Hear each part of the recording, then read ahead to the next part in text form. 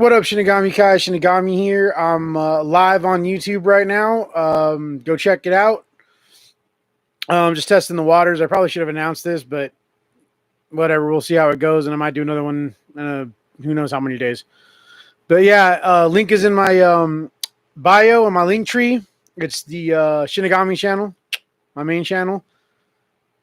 See you there, Shinigami out. Shinigami Kai, Shinigami here. I'm live on YouTube right now. What's up, Limited Sanity? Just testing the water. Not really sure what I'm doing here right now. Just someone said I should start doing live, so I'm doing live. So how are you, man?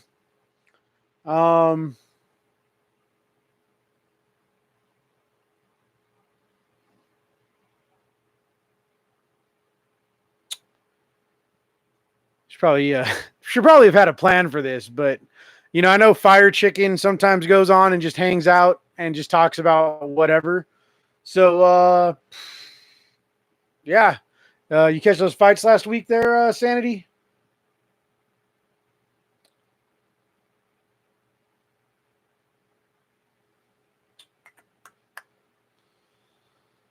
Shout out Street Beast West Coast, of course.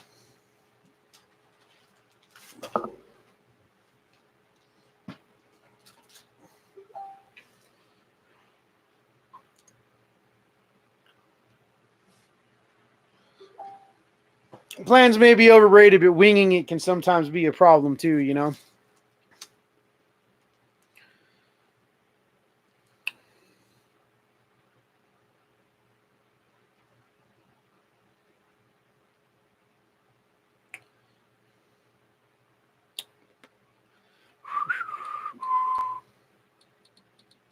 But thank you for tuning in, man. For some reason, I can't find the headband that Ryu Senin gave me, even though I was wearing it literally like 2 days ago. So I don't know what's up with that. I'm going to need to turn that light off back there.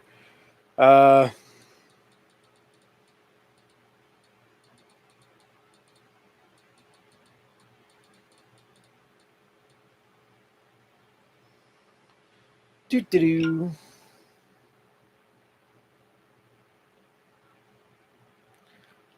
Bruh. The Namajuna's Wei fight, man. Zhang was mostly hitting air. Like, someone slowed it down, and Zhang was mostly hitting air.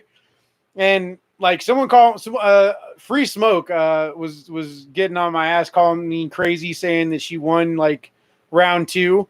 I was like, yeah, no, Rose definitely won round 2. Even though she lost that takedown at the end, I was like, Rose definitely run, like, 2, 4, and 5 for sure.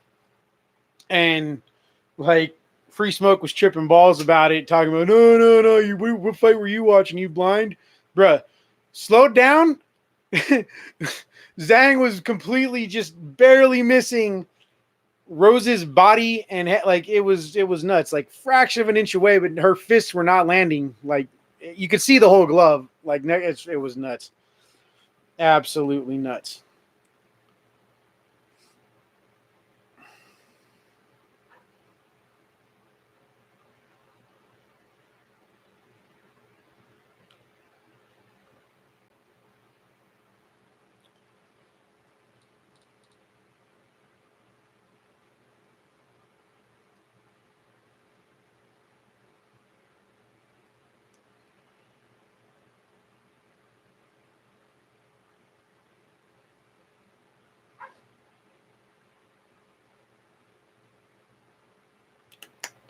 Trying to get some other people in here by posting on social media real quick. Sorry for that's why I'm looking at my phone. I'm trying to advertise.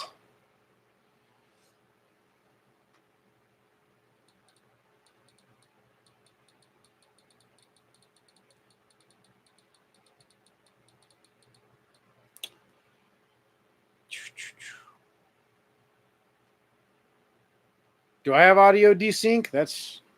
I don't know how to fix that. Like I said, it's kind of my first time doing this. A little weird that I would have some desynchronization. Maybe it's just a little lag. I don't know. Could be anything. Maybe the mic's just not. Let's see. What is going on here with this? Yeah. Hey, Aardvark, what's up? Welcome to random random live. Yeah, could be. Could be.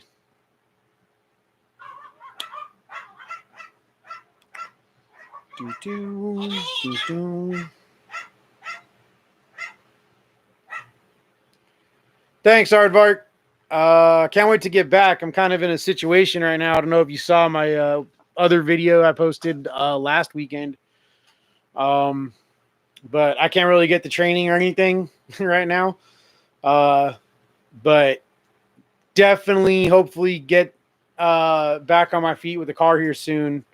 GoFundMe's kind of stagnated, but now I was in Facebook jail for a month, so posted a bunch of in a bunch of groups on my older profile where I'm in a lot of local groups, and I'm getting some information from people saying because it's a pretty unique car. You know, it's a '91 Civic hatchback with a mismatched red hood.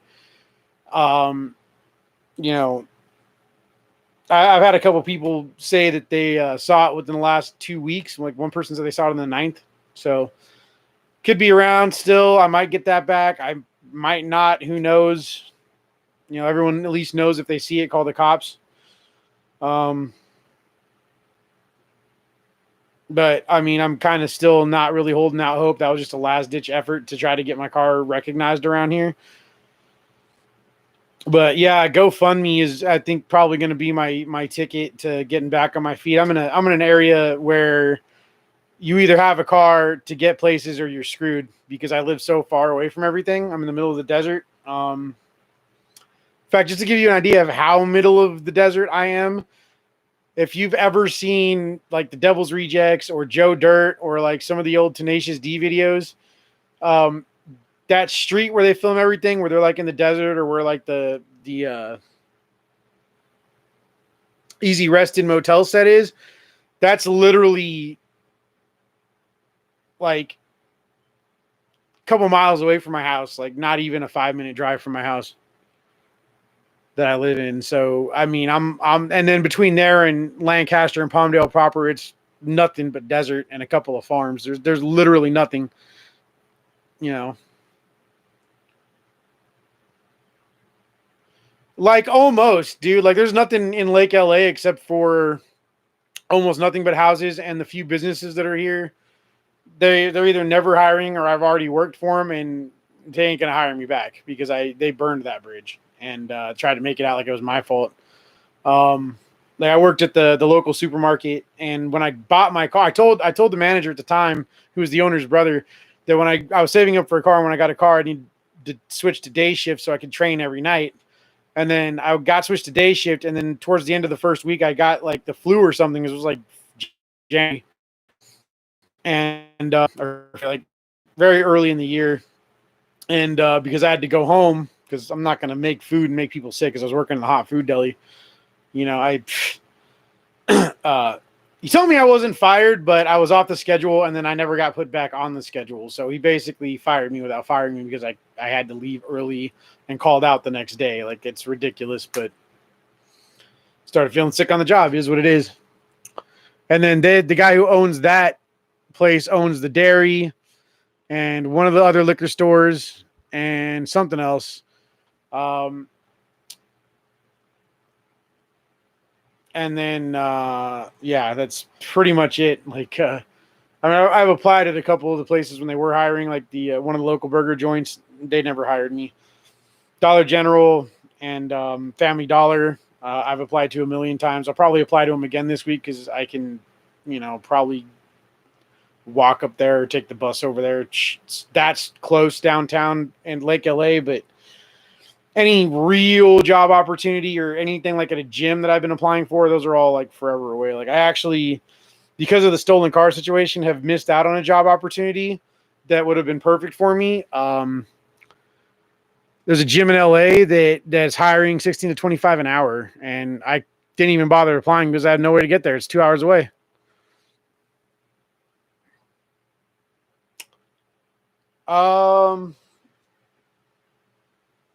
I am a first degree black belt in karate. And I have a blue belt in Brazilian Jiu-Jitsu, but my blue belt was in my MMA gear bag, which was in my car when it got stolen because I'd put it in the night before because I was going to go to the gym the next morning, and it would save me time in the morning getting ready to leave. And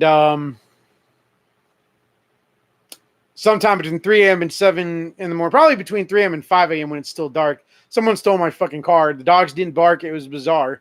Nobody heard it. What's up, Shane?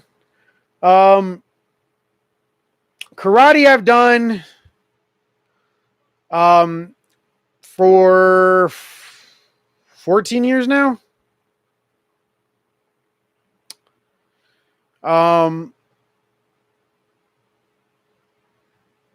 You know, a lot, you know, for a while I've had to, you know, since COVID hit, I've had to do it solo. And for a little while there, my dojo was closed for a couple years. So I had to do it, you know, by myself. I kept up on my stuff I already knew. But you know, I did earn all my ranks in class. I actually got my black belt about 6 months before the lockdown happened. Shane, yeah, I live in Lake LA actually. Oh man, favorite MMA fighters to watch.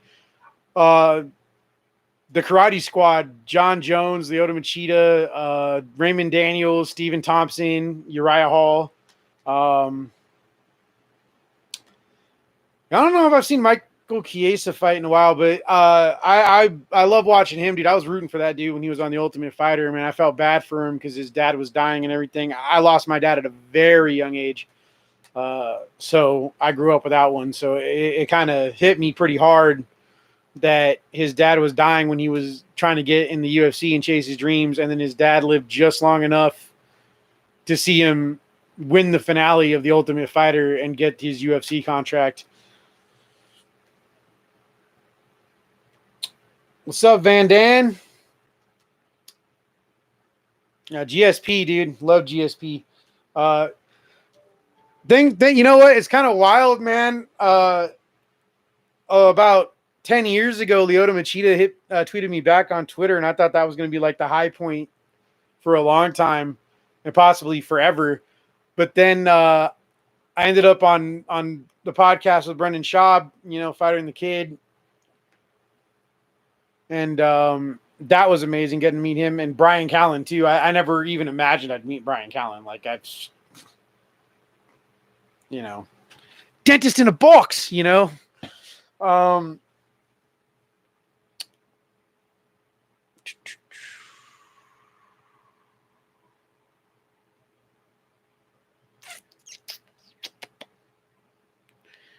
Yeah.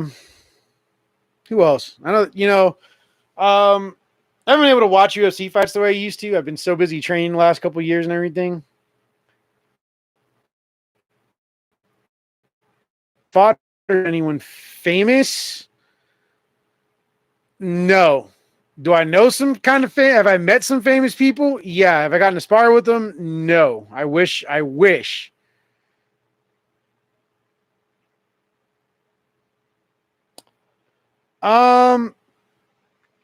Thing about podcasts is you kind of have to routinely do that. I have a hard enough time keeping up with doing regular YouTube videos. I'm kind of only doing this because I'm stuck at home right now. Although I'm going to spend a couple days with Rachel. She's going to pick me up, but she can't drive me around everywhere, and she lives pretty far away. So she lives in Lancaster proper.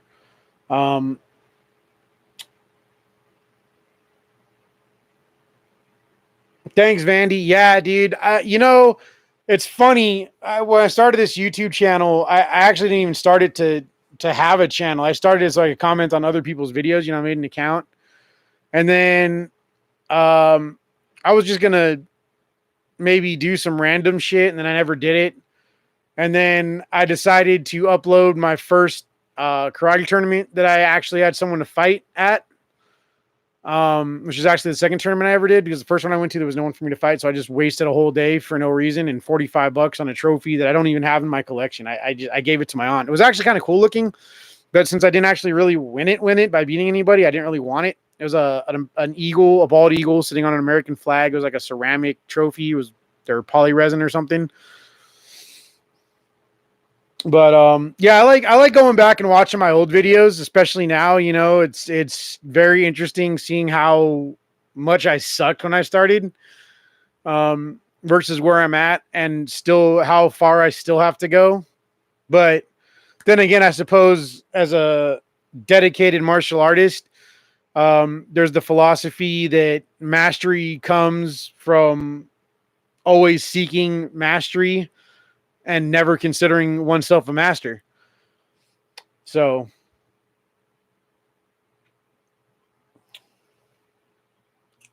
yeah, you know, a podcast would be cool. I just, you know, maybe if I get enough viewership eventually and enough free time to do it, like, I, hopefully I get my car situation sorted out soon and I can get back to training. I can rematch Striking Viking. I can rematch Nasty Native. If I can beat Nasty Native, I'm ready to go pro. And I really just I feel like if I have 4 or 5 months, maybe 6 months, solid of daily boxing training as part of my routine, I'll be able to do it because that's really the only hole in my game. Favorite champ at the moment.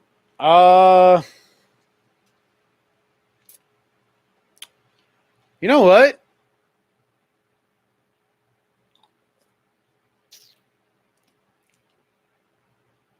Truth be told, none of them really. Well, you know what? That's not true. Rose, not you know, Thug Rose for sure. You know, especially since she knocked Zhang out with my kick earlier this year. Um, hi Max.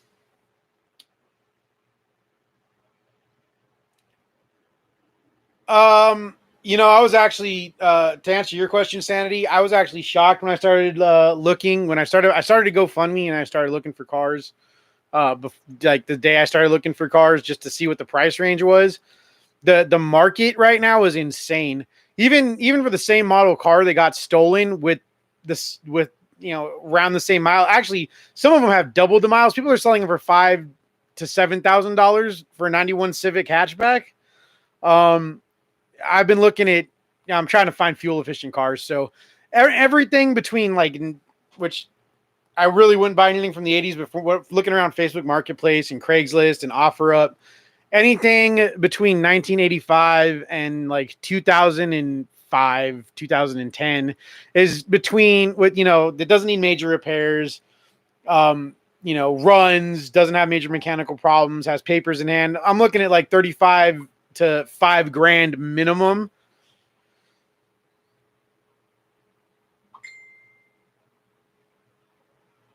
For sure, Vandy. I think I'm gonna start doing these weekly. Maybe not necessarily on this channel entirely. Like I think when I film for the Nightmare Lair, as I don't know if any of you guys have seen my second channel. If you haven't, I recommend that you go to one of my other videos and click the link for my other channel, or look up Lord Demonius, the Undead Pyro. I do public domain horror movies. I'm having a little problem with bogus copyright claims. I'm still fighting a couple there, but yeah. Collab with Rising Phoenix. He lives on the other side of the country, and our time zones are different, and I don't think our schedules mesh up very well. Um,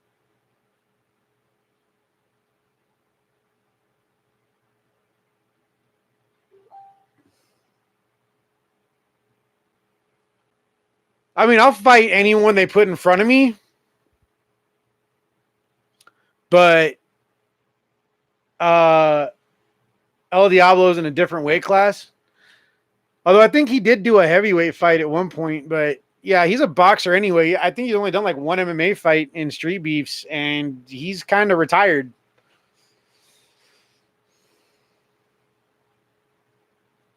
Oh, I don't disagree that Rising Phoenix wouldn't be a good guest host or co-host. Um, I've actually talked to the guy. Obviously, I've made a video about him. I've watched his fights. Um, I've actually talked to him. He messaged me after he saw my video about him because I posted it in the Street Beefs group.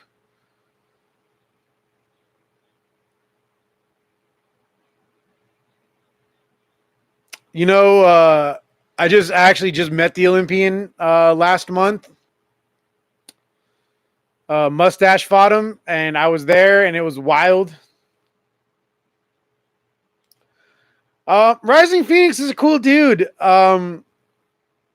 And he's got a lot of heart, and I admire him coming back and trying to do his little experiments. Like I said, there's a whole video about him on my channel, so I don't want to restate everything I said there. But you know, your dojo, your class, that's where you experiment. You know, um, and then you do stuff till it works, and then you go test it out for real. Against a more aggressive resisting opponent, and that's kind of where his experiments kind of failed. And I have respect for the guy because he kind of wants to do something similar to what I'm trying to do. Like my long-term goal isn't to be a pro fighter. Pro fighting is a short-term goal. Street Beefs is a platform and a pathway to that for me. And I fully support their mission of guns down, gloves up, you know. And of course, you know, violence is supposed to not be the answer, but I would rather see people who have no other choice or feel that it is the answer to have a controlled, safer version of violence than shoot each other over dumb shit.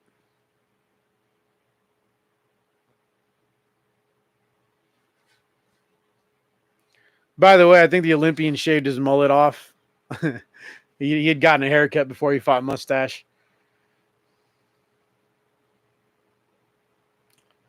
No, Sanity. What happened was he found out that his Shifu was a fraud. He had just watched some Kung Fu technique DVDs and then claimed to be a Shifu to make money. You know, there's a lot of like McDojo frauds. A lot of people do that. They start martial arts classes after watching some videos or basically scam their students by, you know, doing some exercises in the gi and some basic, super basic shit that they never really have them pressure test or anything. So they can charge people $200 a month to do aerobics in the gi, you know. And don't even get me started on the no touch knockout crap. But he got really hurt. He got his jaw broken fighting the Olympian, but he's not done. He actually started training at an actual MMA gym. Like he's doing Muay Thai and Jiu-Jitsu now. So I'm sure he'll come back. He'll probably be back next year after getting some solid training in. Thank you, Matt. You know, traditional martial artists tend to be. I mean, it's kind of interesting. That's actually something I don't know if I've touched on that yet. It's something I would like to touch on in one of my videos. One of my black belt thoughts.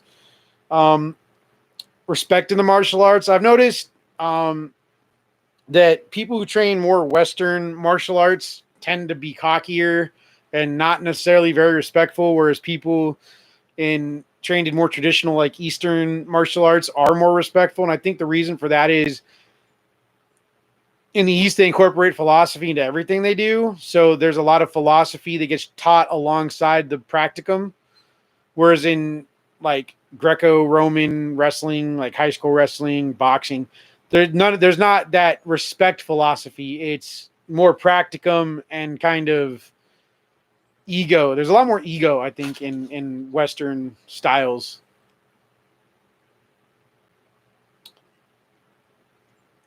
Scarface, I think, is actually going to go pro. I don't, you know, I mean, he'll do beef fights with people if they actually show up, you know, but nobody ever does except for Cupcake.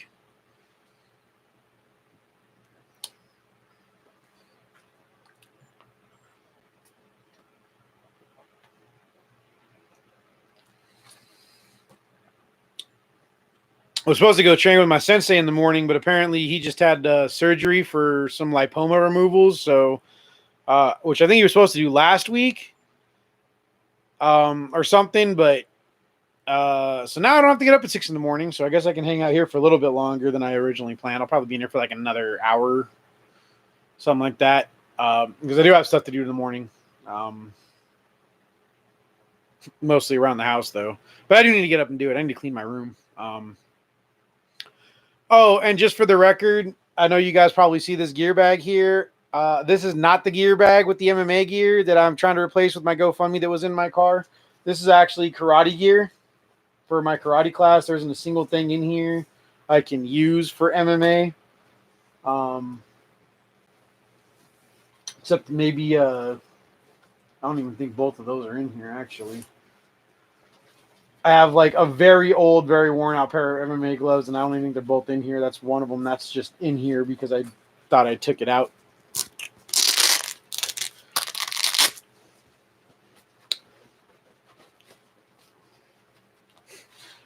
Yeah, shout out Rachel. I'll tell her you said that when I see her tomorrow. She loves it when people do that. Although, don't shout her out on my birthday, guys. She feels bad, and it irritates me a little bit because everybody shouts Rachel out on everything I do. But my birthday, birthdays are sacred. It's one of the reasons I do birthday shout outs for the fans when they ask for them and for fellow fighters and stuff. But my birthday is sacred. That's my day.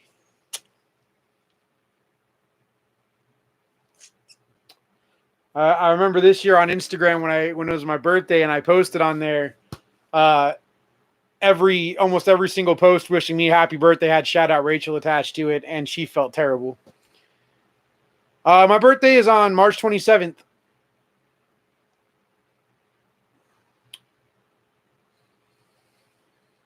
Here's a question for you guys. If anybody doesn't know, if you know, don't answer. How old do you guys think I am if you don't know how old I am already from the interviews I've done and stuff? Just by looking at me right now. Just curious. Just want to see how old people think I am right now.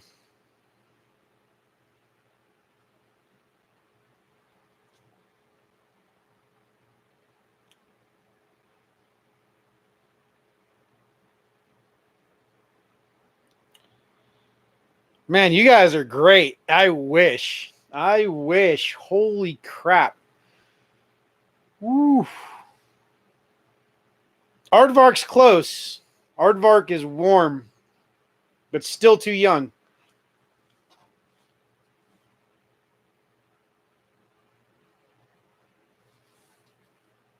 I'm 34.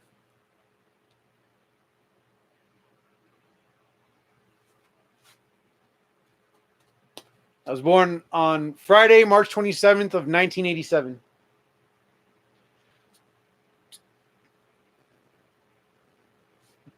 You know what's crazy is when I was 27 and I was thinner, people thought I was 17 sometimes. I don't know. Good genes, I guess.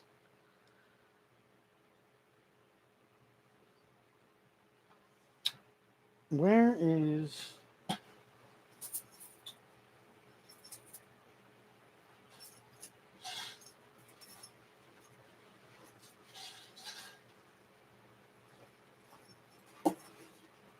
Man, I love you guys. You guys are awesome. You don't believe I'm that old. Let me show you real quick.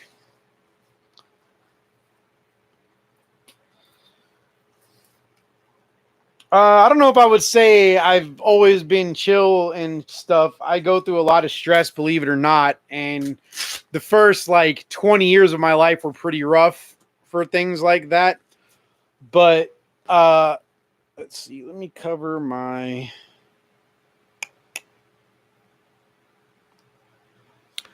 1987. I don't know if you guys...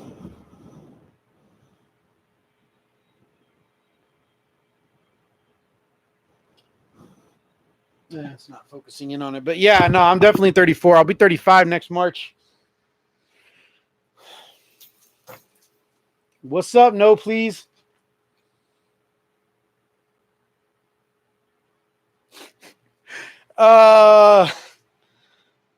My last name is Uribe. I'm actually mixed, so I'm not really white. I'm actually Hispanic. I'm also just goth, so I stay out of the sun.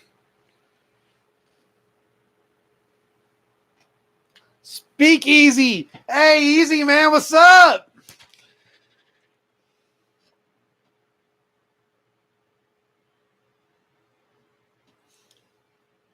You know what's funny? Sanity is actually me fighting is the least stressful thing I do or have to deal with. Obviously, right now I'm dealing with the car situation of my car having been stolen for a month while I live in the middle of nowhere. That has probably been the most stressful thing in a while.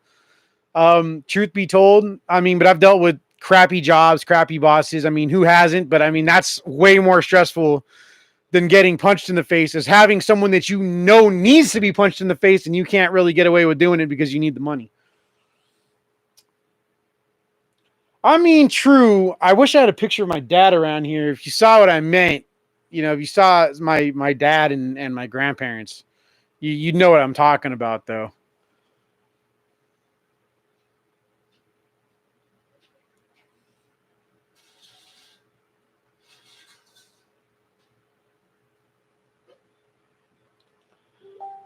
A browser that I'll check that out. Actually, I will definitely look into that browser that pays crypto. Nice.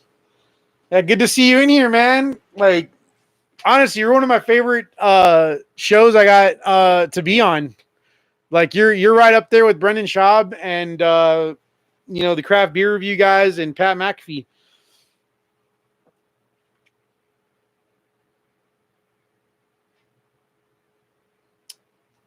Pequito Espanol. I just, you know what? It really wasn't ever that necessary. Um, Never picked it up. My I don't think my dad ever spoke it either. I would know because he died when I was really young, but like an infant. Um, but my aunts and uncles never learned it. My grandparents speak it, but most of the time they speak English too. So I never really picked it up. Uh, the thumbnail was admittedly clickbait because I didn't really have anything of me just kind of sitting here next to my trophies or anything. Um,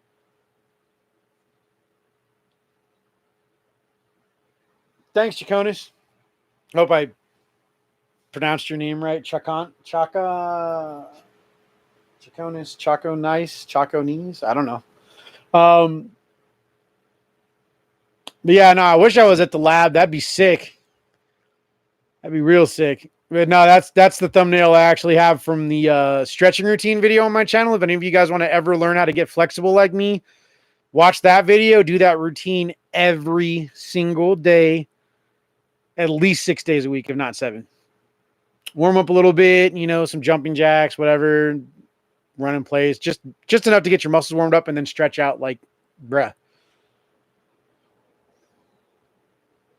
No, I would not take the Shinigami ideal because like Light Yagami, I wouldn't want my lifespan cut in half.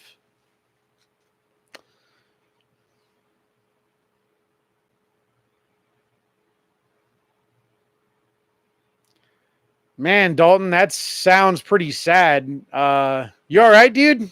You would have your life quartered? That's it's a little sus, bro. You okay? You doing all right? What motivates me? Um,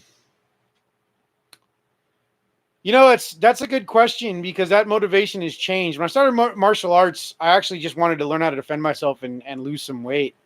And I've been on a weight loss roller coaster since I was a teenager, up and down. Like, you know, it's really I'm having to really cut my calories down right now since I can't train twice a day or with other people right now.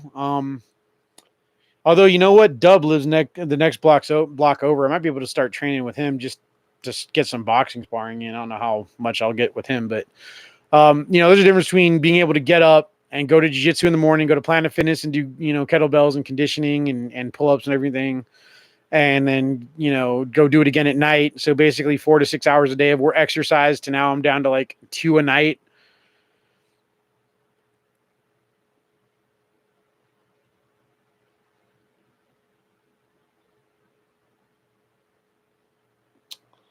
Well, okay. If you think of it this way, Zach, if your lifespan's cut in half and then you have to take the deal again and it gets cut in half again. So basically you're quartering your life, dude.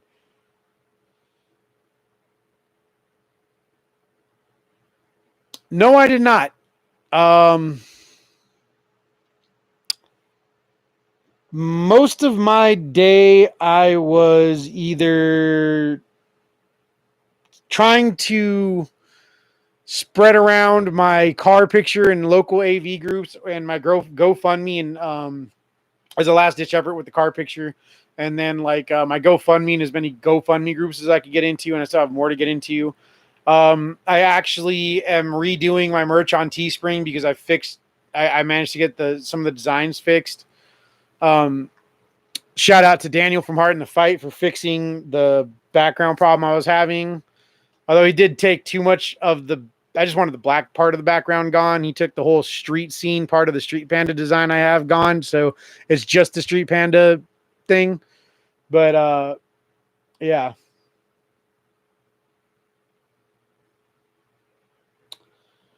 Yeah, so back to what motivates me. Now what motivates me is just my dream to teach full time. I want to build a brand. I want to build a name. I want to be able to get to a place where I can make a living teaching full time and open my own gym.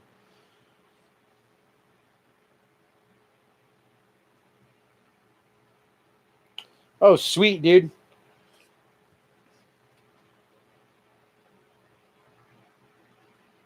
Yeah, I'll send you that, and I'll send you the 8-bit design someone else did for me too, and another design that the guy who made my logo, my original logo, sent me because uh, it's a sort of inside joke, but sort of not. It's a Manchester United Shinigami shirt logo.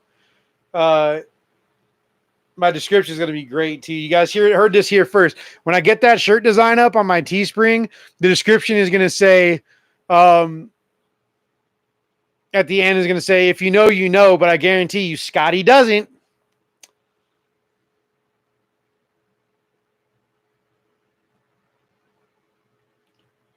Um, I'm always up for some new stuff. Sanity. Hit me up on Instagram. Um, you know what? Here's something. I don't know how, because obviously not everyone's in here. I actually probably should probably do this on Instagram too.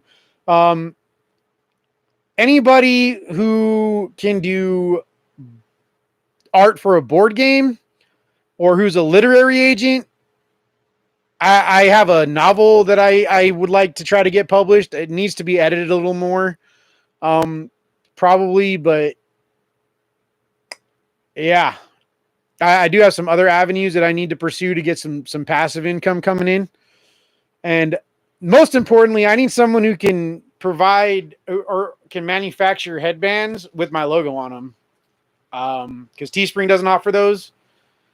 So I can't make those for Teespring, but I do want to make headbands because that's like the most requested merch is some red headbands with my logo on them.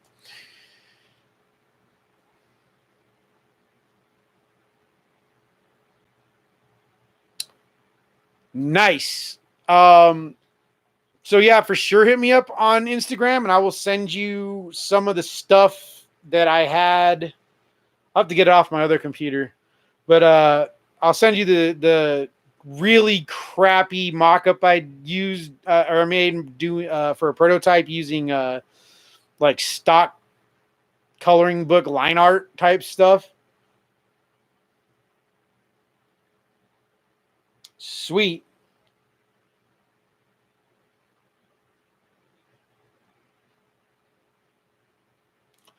Yeah, I should learn how to make NFTs so I can make some money that way too. Like, I don't know, dude.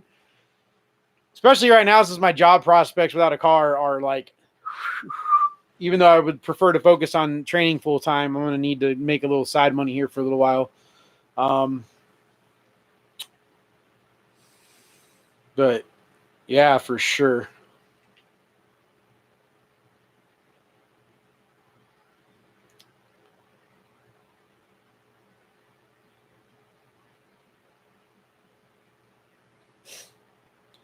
Hey, you know what? Uh, if you can make connections in here, make connections in here, dude. One of the truest things I've ever learned in life is it's not what you know as much as who you know. And if you can know somebody, come to know somebody in here, um, you know, yo,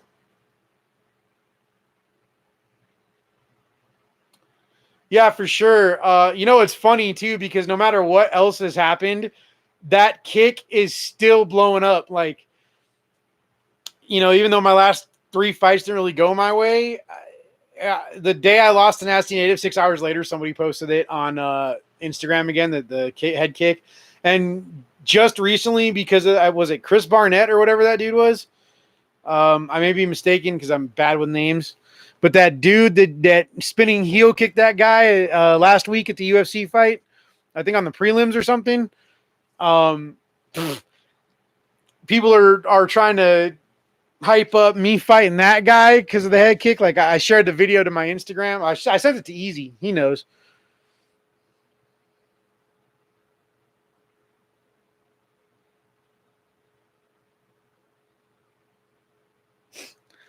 Annoying group chats. I love annoying group chats. I'm still in the matter of fact, there's an OG yard invasion group chat. It's pretty much probably going to be the invasion group chat for the West Coast branch for when we invade the other branches. But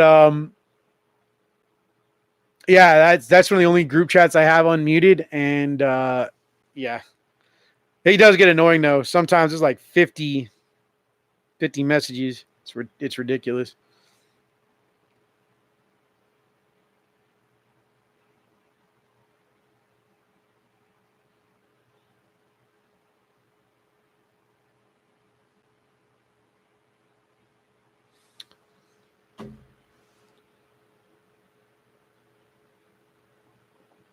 I don't have a Telegram.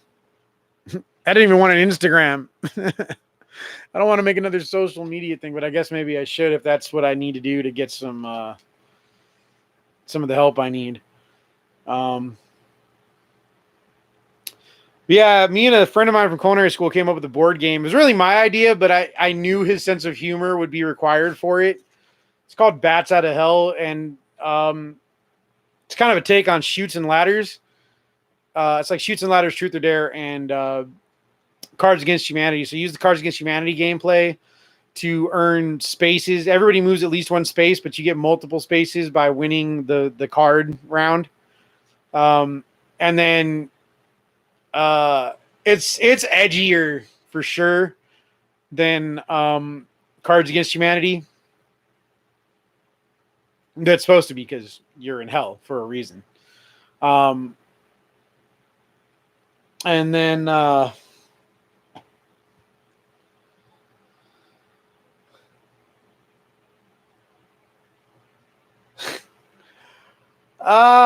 Cracker Barrel. When I went to go fight Big Smile, that was I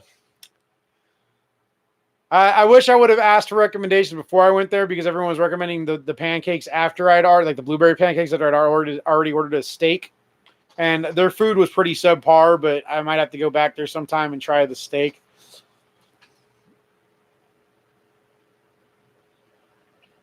I think I need to post some more on Instagram. I have to try to pick thing I left over there. But I think if I can pick up my striking shield, I loaned my jiu-jitsu coach for the kids class because he has them be striking stuff on Fridays. Because I wasn't using it for my dojo since my dojo is a park my karate dojo is a park program, and the park hasn't brought back their sports or athletic programs yet. But I actually decided I should probably do a spinning back kick tutorial, and I could probably clip that down a little bit for Insta and then make a whole YouTube video about it. Because I think my Insta would do better if I started posting more martial arts stuff. My problem is I'm a very private person. I'm used to being a private person. I kind of always kept my stuff to myself. I think it has a lot to do with my mom having been overbearing and stuff. Like always having to know what I was doing. I never really got to have a very good childhood or adolescence because she had to helicopter everything. And if she wasn't around or there wasn't a chaperone, like I never got to go to a party or anything as a teenager, I never really got to get any real mischief. So my adolescence sucked. But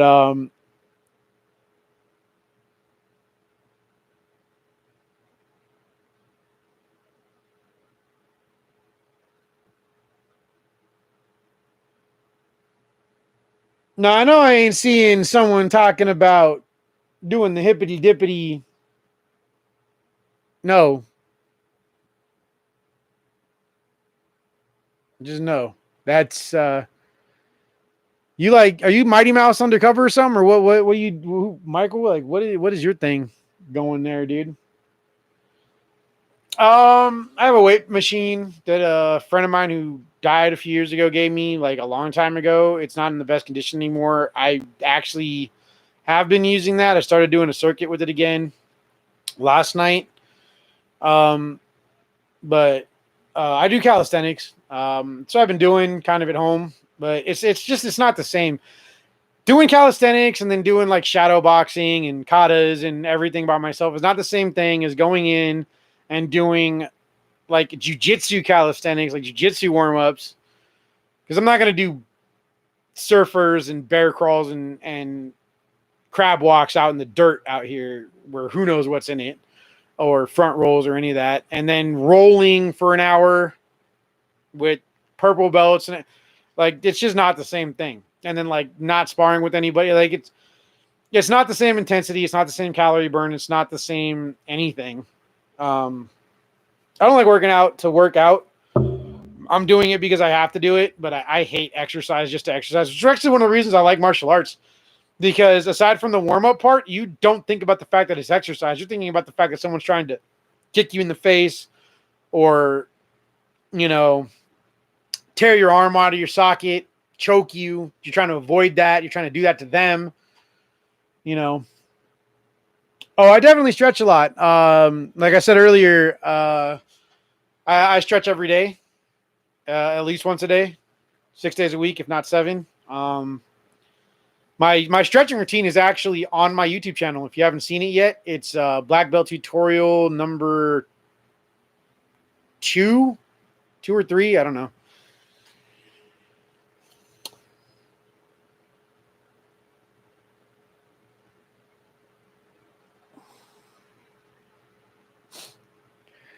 Yeah. No, I am 34 though. I really was born in 1987. I'll be 35 in like 5 months, 6 months, something like that. No, let's see, November, December, January, February, March. 4 months.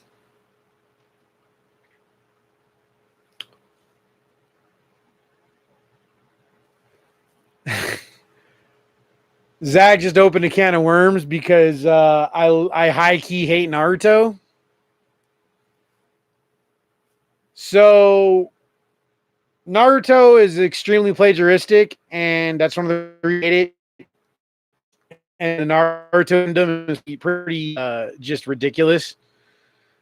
So my answer to that is I would whoop the crap out of Naruto in the octagon, especially since I'm pretty sure that would mean he couldn't use any chi techniques or whatever or jutsus. I would kick the crap out of Naruto. Naruto is pretty low tier. If I was gonna rank shonen characters, he's pretty much at the smack bottom,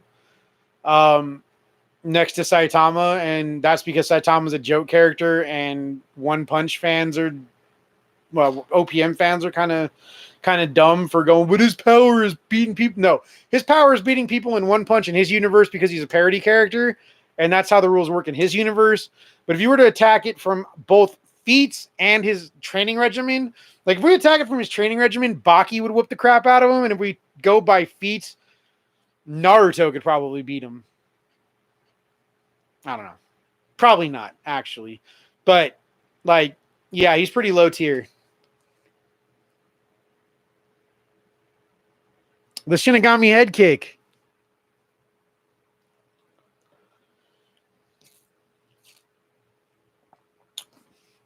Okay, Monkey D. Luffy is made out of rubber, so even if he wasn't using his gum techniques, he's extremely hard to hurt. So maybe if I could get a choke on him, but I don't think I could punch or kick him into submission or knockout because it's Luffy and he's rubber.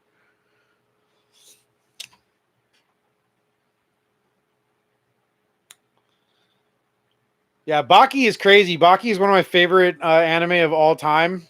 It's definitely one of my favorite martial arts anime of all time. And I wish there was like an underground tournament that I could get into. The closest thing to like that would be Street Beefs, or actually, you know what I really want to do?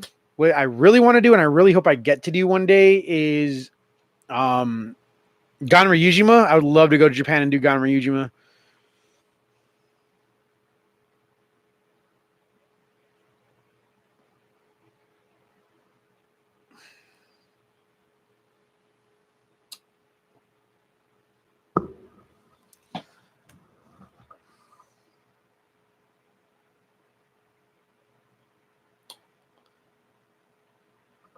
You're really asking me if I think I could beat the most powerful. First of all, fighting Darth Vader in the octagon wouldn't even work because he can't take that life-preserving suit off. No, I don't read manga. I watch anime. I've watched the anime though, Kengan Ashura. It's close. It's interesting. I like it. I kind of wish they would go with the more traditional animation, but I do like Kengan. A Kengan Baki crossover would be just absolutely a freaking wet dream. You know, I hear the manga's better, but here's what people don't understand about me in relation to anime versus manga. I fell in love with anime because of the flashy visuals, and like I grew up watching old anime and like the 80s and 90s anime with all the strobe effects and everything, like a lot of OVAs type stuff back in the day when anime wasn't cool and most people didn't know what it was. So for me to read something that's black and white and flat on a page, it don't do it for me. It don't. I can't. I have 2 volumes of Evangelion and I stopped there because watching it is better. I do not play Fortnite. I believe I have it downloaded on my Xbox, and I would play with a fan because my fans are awesome.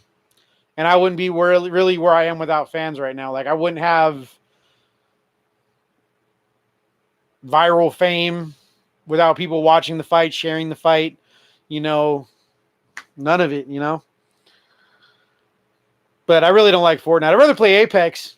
But if you really wanted to play Fortnite, I could give you my gamer tag and we could play some Fortnite one of these days.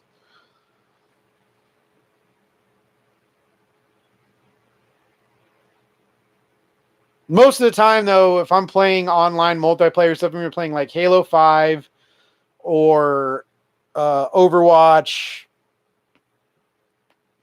or I don't really play Apex as much as I should to get good at it, but I like Apex way more than Fortnite.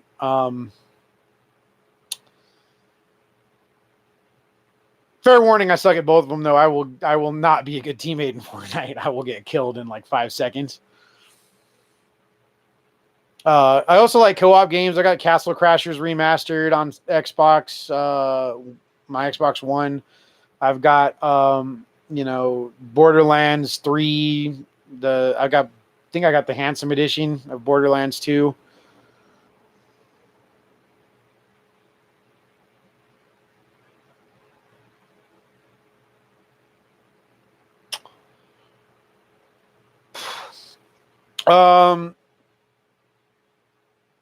Maybe next weekend we can play. I'm gonna go to Rachel's for a couple days because she misses me. I used to go over there all the time, between classes and stuff, which I can't really do right now. But she's gonna pick me up for a couple days, so I'll be over there, and won't really be playing much with the people on my Xbox. I'll be taking it to watch movies and stuff. But that's about it.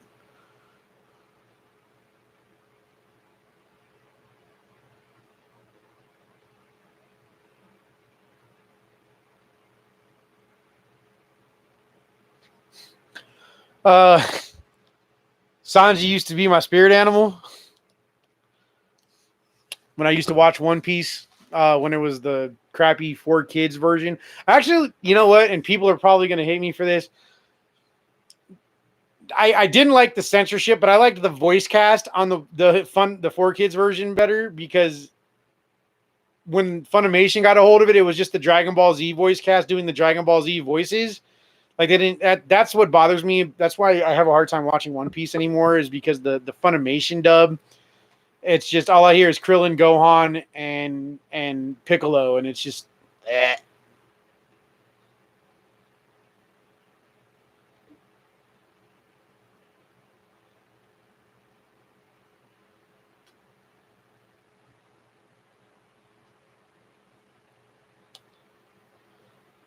Who's Uncle Tony? Tony Soprano? James Tony? Tony Montana?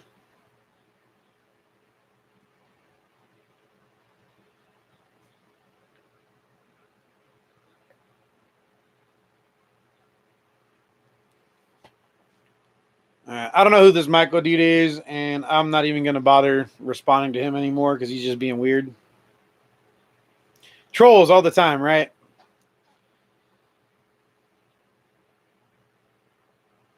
But have fun, man. Have fun.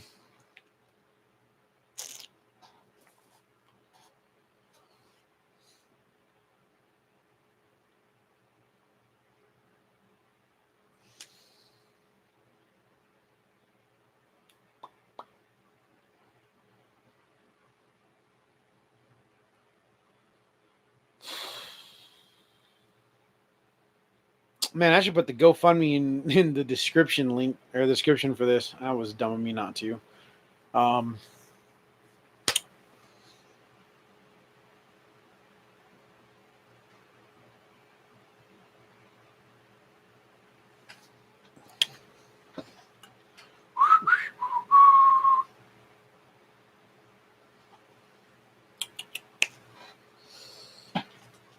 Let's see. GoFundMe.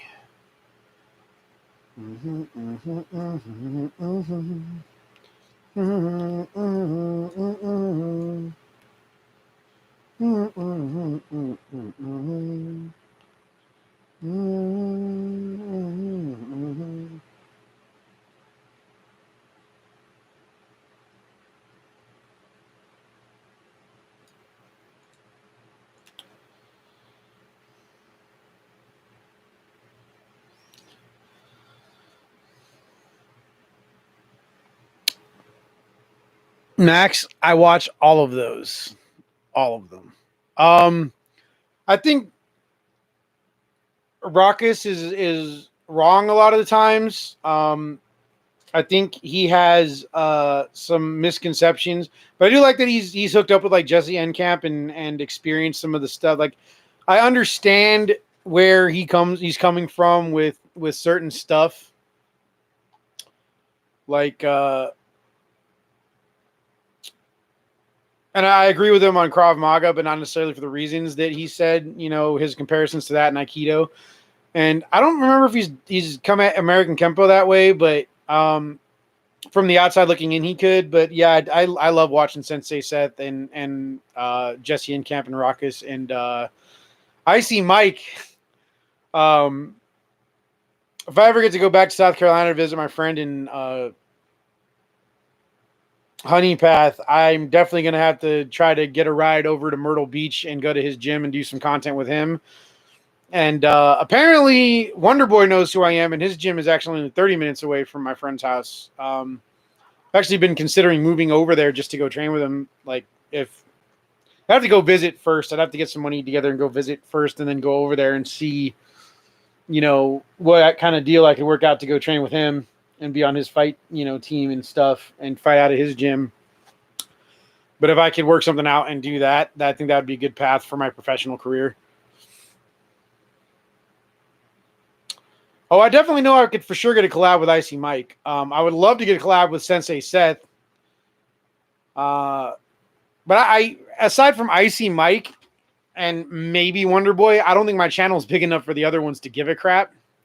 I would love to collab with Sensei Seth. I would love to collaborate with the guy from Karate Dojo Waku. Yeah.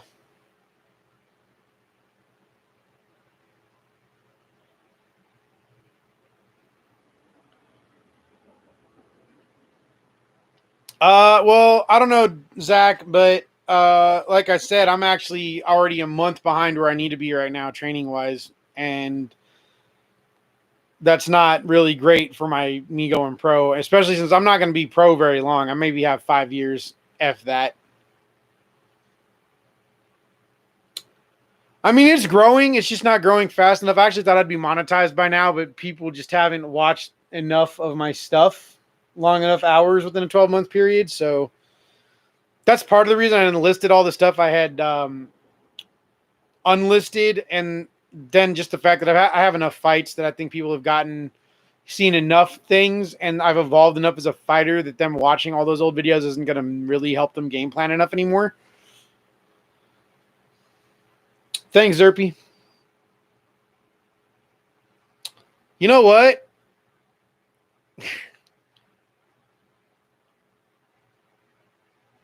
I can't say it's weird. As a matter of fact, I'm going to let you in a little culinary secret. When I was a kid, when I was 12 and I was really starting to get into cooking, I loved making sandwiches too. I would make like Dagwood style sandwiches. Like I don't know if that is a little dated for some of y'all, but there was a comic strip called Blondie, in the newspaper, which, I don't know if any of y'all know what a newspaper is anymore.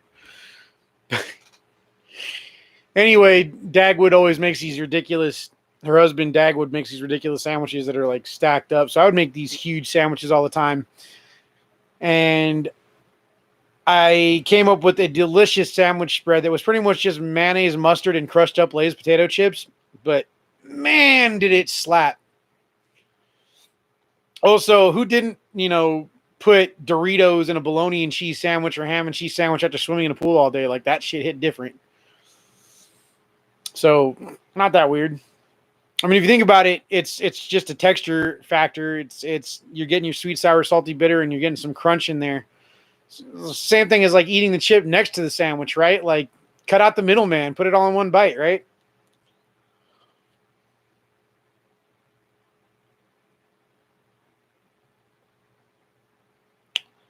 Yeah, but Glover's in a position where he's got, a top training team, and like he's in a better position, and I think he had better. I think what it comes down to is my location is not really the best for doing anything in life, and it sucks because I'd like to get out of here, but I'm also kind of stuck here till I can at least get my second degree black belt and then get the money to leave. I have done BJJ tournaments. There's actually some footage from a couple of BJJ tournaments I've done on my channel. Both gi and no gi. As a matter of fact, a few of those medals up there are from jiu-jitsu tournaments. I've got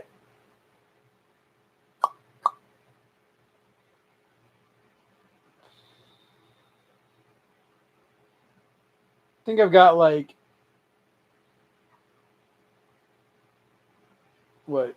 two golds,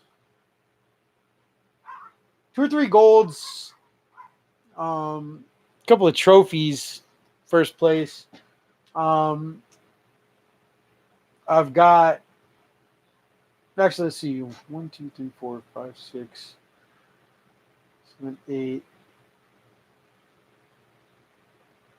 8 golds, 2 silvers, a bronze.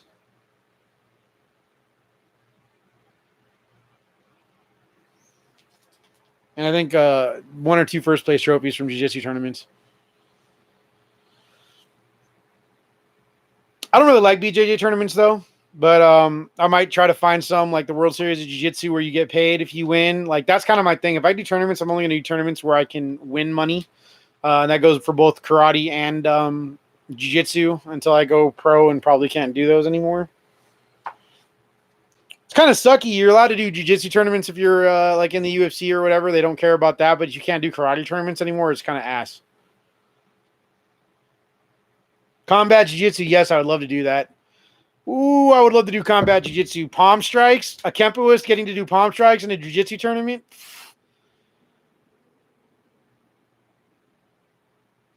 Kind of our bag, man. Yeah, I would love to do combat jiu-jitsu. I would love to do combat jiu-jitsu. Love it.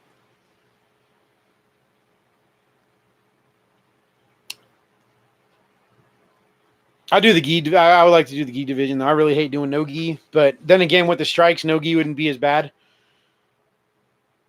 But the problem with combat jiu-jitsu is, yeah,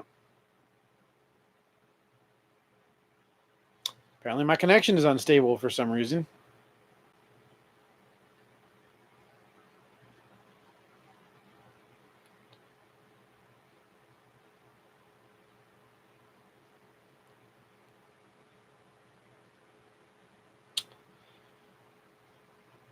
Hey Cassidy, I'd love to do that Charlie Zelenoff matchup, but unfortunately, my GoFundMe has not been funded, and that's gonna probably stay on the back burner unless I get enough money to get a car by midnight tonight, my time, Pacific time, and it doesn't look like the needle's moving at all. I haven't gotten a donation in like 3 days on there.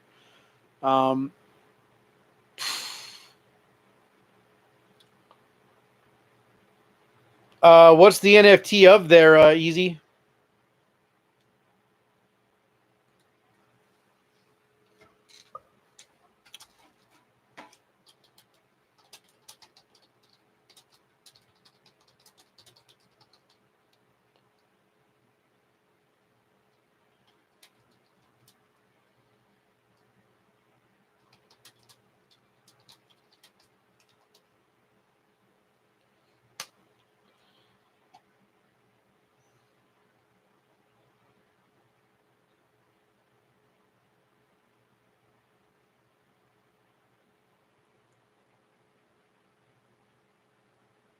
Travis Scott.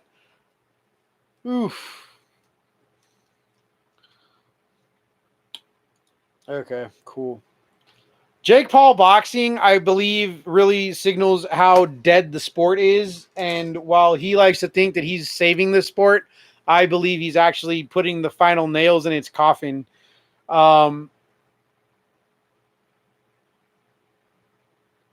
I'm glad my connection is fine because it says it's not here. So I don't know if they're just YouTube's just not working right or what, but I mean, it technically is a historical moment. I mean, history is not most often than not, pretty screwed up like that. So, I mean, go for it.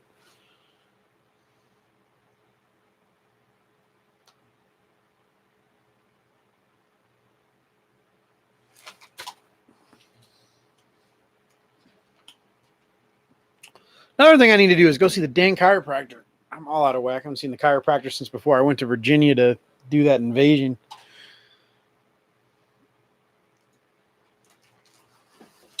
Sucks too because they have to do the fights in West Virginia now, and I don't know where I'm going to get to want to be staying at the next time. And I have a friend who lives in Virginia that I'd like to see, but I don't know if I'd be able to see her because I don't think she's going to want to drive to West Virginia. Sucks too because the hotel I would like to stay at, if I can get a room at it for the next one, when I go back to Rematch Striking Viking, is in Winchester, Virginia, and it is super nice and very conveniently located across the street from Costco next to Golden Corral.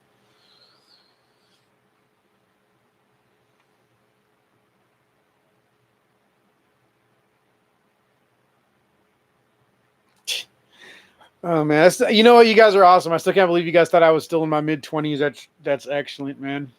Mm.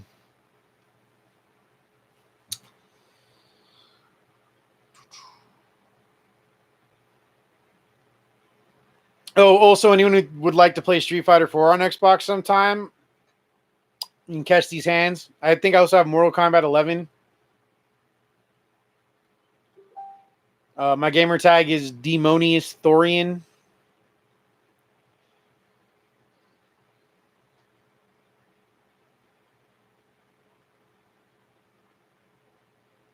Is that one of those slap competitions, man? I don't want to do that. I mean, cool on the guys that do, but I don't want to do that.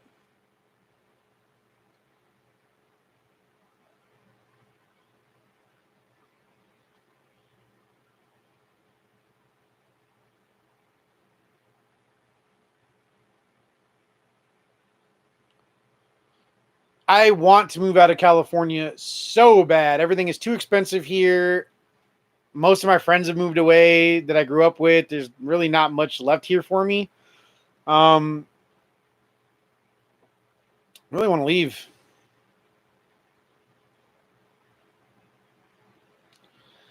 I mean, maybe, but I like kicking people more than slapping people. Kicking and like grappling them up.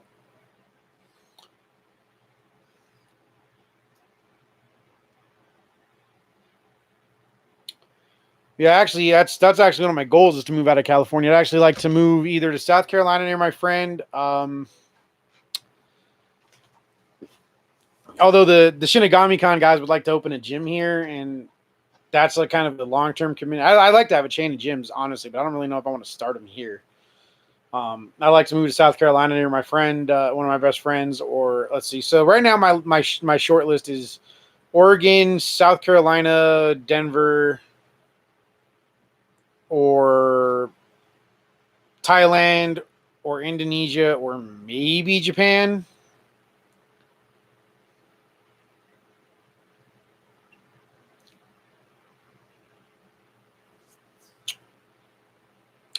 So I kind of need to go to a place where I can make money teaching at a MMA gym full time of my own, and be able to charge. That requires being able to have good equipment and a decent facility at a decent price, and also be able to charge a good amount of money per person.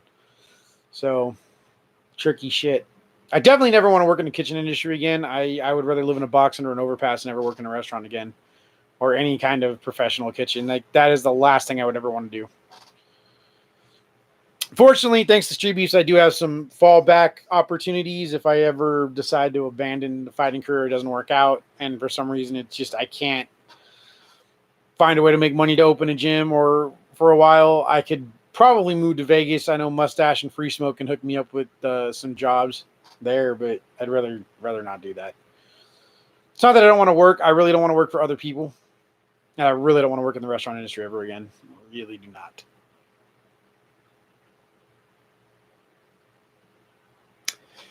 Which also brings me back to what I said earlier. For those of you who weren't in here yet, I do have a novel that I wrote that I would like to try to get published. I kind of stopped trying to hit up literary agents last year because when George Floyd was killed,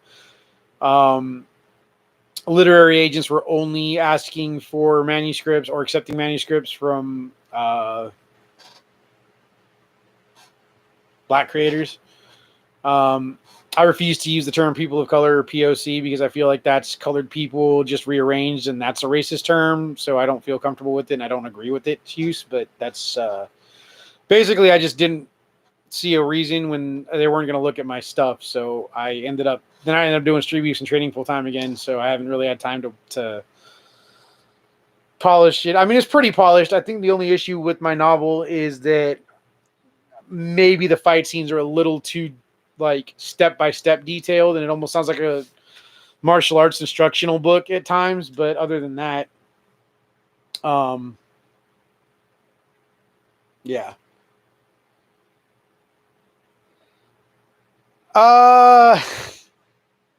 The only thing I'm going to say about the Rittenhouse situation is that as a martial arts instructor, as someone who started learning martial arts to defend themselves, and having seen the video, he was absolutely defending himself. And whether or not I'd say none of them should have been there in the first place. But the fact that he was clearly defending himself, he should definitely not be going to jail for murder. That's the only thing I'm going to say about that. I believe a person's right to self-defense is absolute. I don't really care for guns. I believe they're kind of cowards' weapons, but like Pandora's box, you can't put shit back in once it's out, and that technology's been around forever. Like I said, that's one of the reasons I like Street Beef. Guns down, gloves up. But like I said, guns exist, guns are around, and they're never going to go away.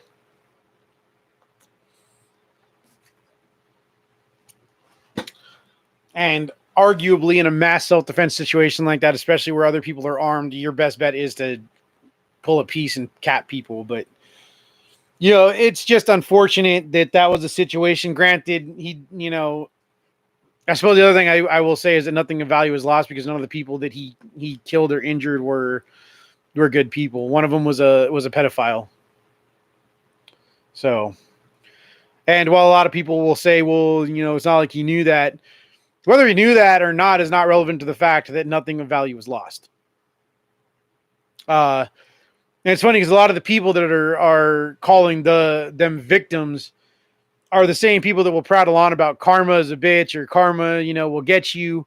Well, karma got them, and now you're going to say they're victims because Rittenhouse has political ideologies you don't agree with. Okay.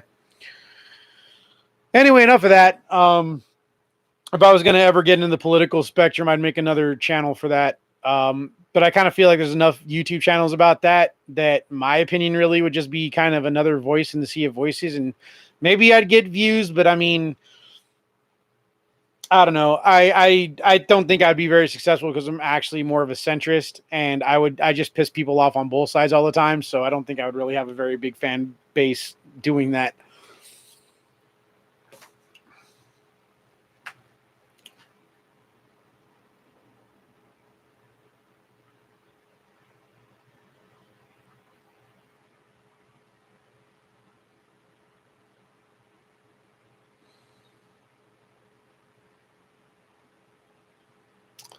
So any non-political questions or hot button topic questions would be great.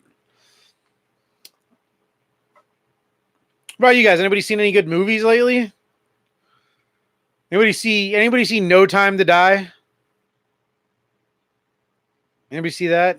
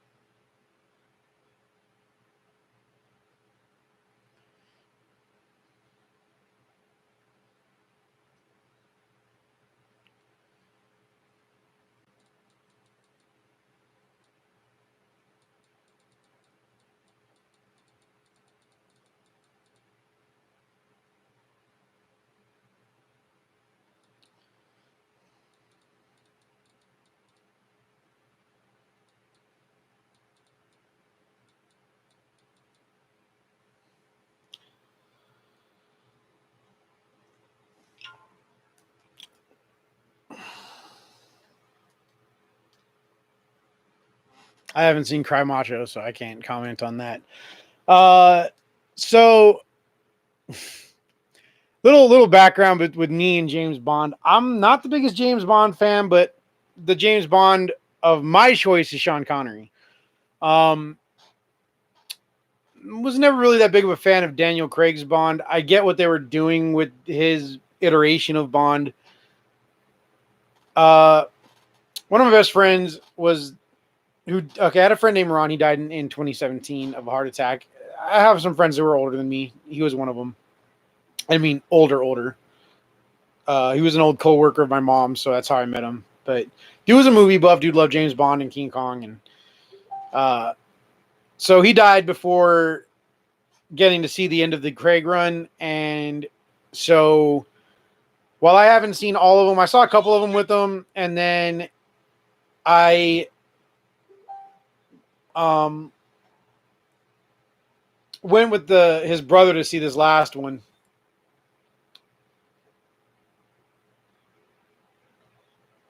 Cassidy, I don't anymore. I used to go to the sports bar with Rachel. It used to be our date night going to UFCs, and then they started doing UFCs like every weekend. And then, you know, financially doing that hasn't been the, you know, easiest option either. In fact, a lot of my money the last year has gone into traveling to go do street beef fights. Even with sponsorship, there was still things that went over budget, like food and stuff that I had to pay for, especially when I take Rachel with me, because then I got to pay for two people's food and everything. But also the fact that for most of 2020 and 2021, you couldn't go to the sports bar we used to watch them at. So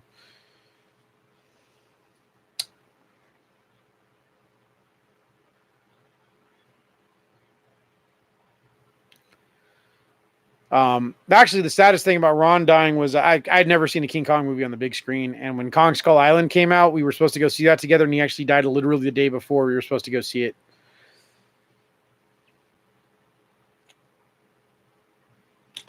Sometimes I'll watch them on Sports Surge, but the thing with my schedule is, maybe not as much the last couple of weeks, but for the most part, like when I have a car, and I'm training all the time, Tuesday, Thursday, and Saturday nights are when I do YouTube stuff, scripting, editing.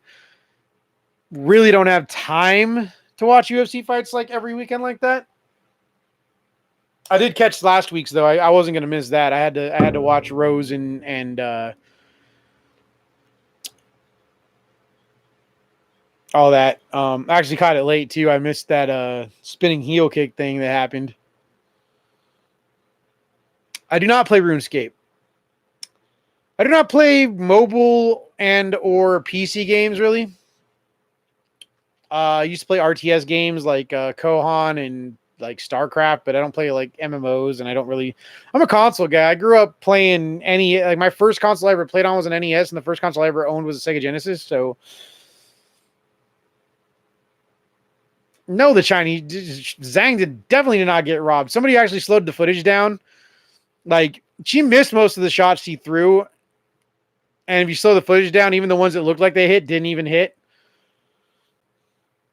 Rose definitely won 2, 4, and 5 for sure. 2, 4, and 5. She won most of that fight.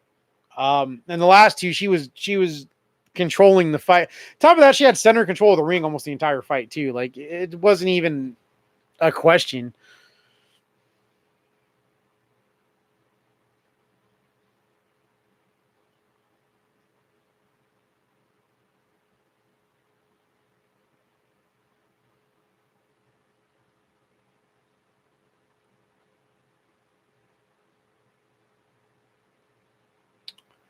But yeah, so like I was saying, yeah, Ron was a diabetic and he was on dialysis, and he was actually waiting to get picked up from the dialysis clinic, and he was taking a nap because that, it takes a lot out of you getting, dialysis apparently. And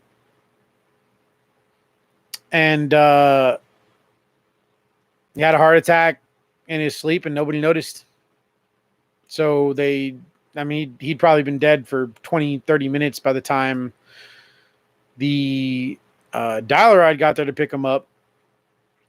And they tried to resuscitate him. They called the paramedics and everything. The nurses tried to resuscitate him. Didn't happen.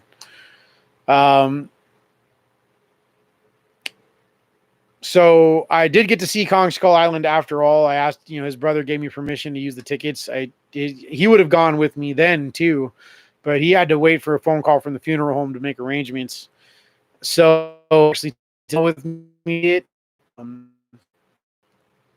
that was a pretty somber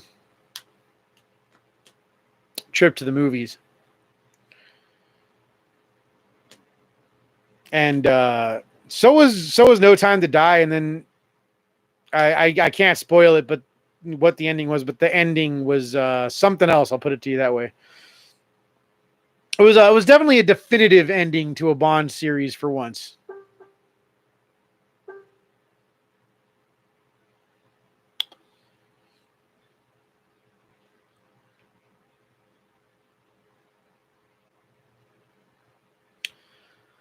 I will never, ever, ever, ever spoil a movie. That's why I asked if you've seen it before I started talking about it, because half the time I don't like watching trailers for movies. I like to go to the movies and have what I like to call a virgin experience. A lot of my other nerd friends like movie buff friends like to get really deep into all the spoilers and leaks and behind the scenes. And I don't even like watching behind the scenes stuff for a movie I've seen 100 times, because I don't like the magic ruined, like I know it's a movie, I know it's fake, but I don't want to see how they did it, because then it spoils the magic, ruins the illusion.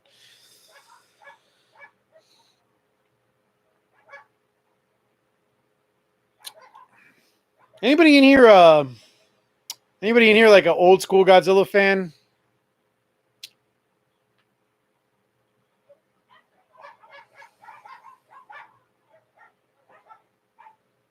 All right, Can Man, what is your favorite Showa era Godzilla movie?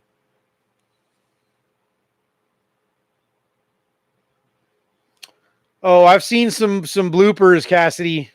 I've seen some bloopers. I don't go out of my way to see them, but I've seen some things posted around the internet here and there, like the cameraman who got jizzed on, or like the dude was in a bathtub and the chick was still wearing them stiletto heels, and the director had told her to get up on the edges of the bathtub, and one of them slipped and the spike hit the dude in the nuts.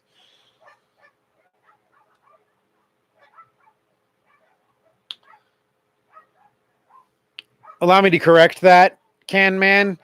I should have said the original doesn't count because Gojira, aka Godzilla King of the Monsters, like the original, is like an automatic just that's not even like up for question how good that movie is. But Godzilla, King Kong versus Godzilla is your answer. It's a good answer. Um, my favorite is kind of a tie between King Kong versus Godzilla and Godzilla versus Mechagodzilla. Godzilla versus Mechagodzilla blew my damn mind when I was a kid. Like, I'd heard about it. When I finally got to see it on the Sci-Fi Channel, I was just glued to the TV, and it blew my mind. Just,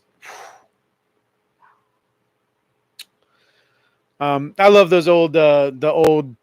Like, I grew up watching those. There was actually a showcase that used to come on Channel 9 around here, called Monster Vision, not Monster Vision, Monster Piece Theater.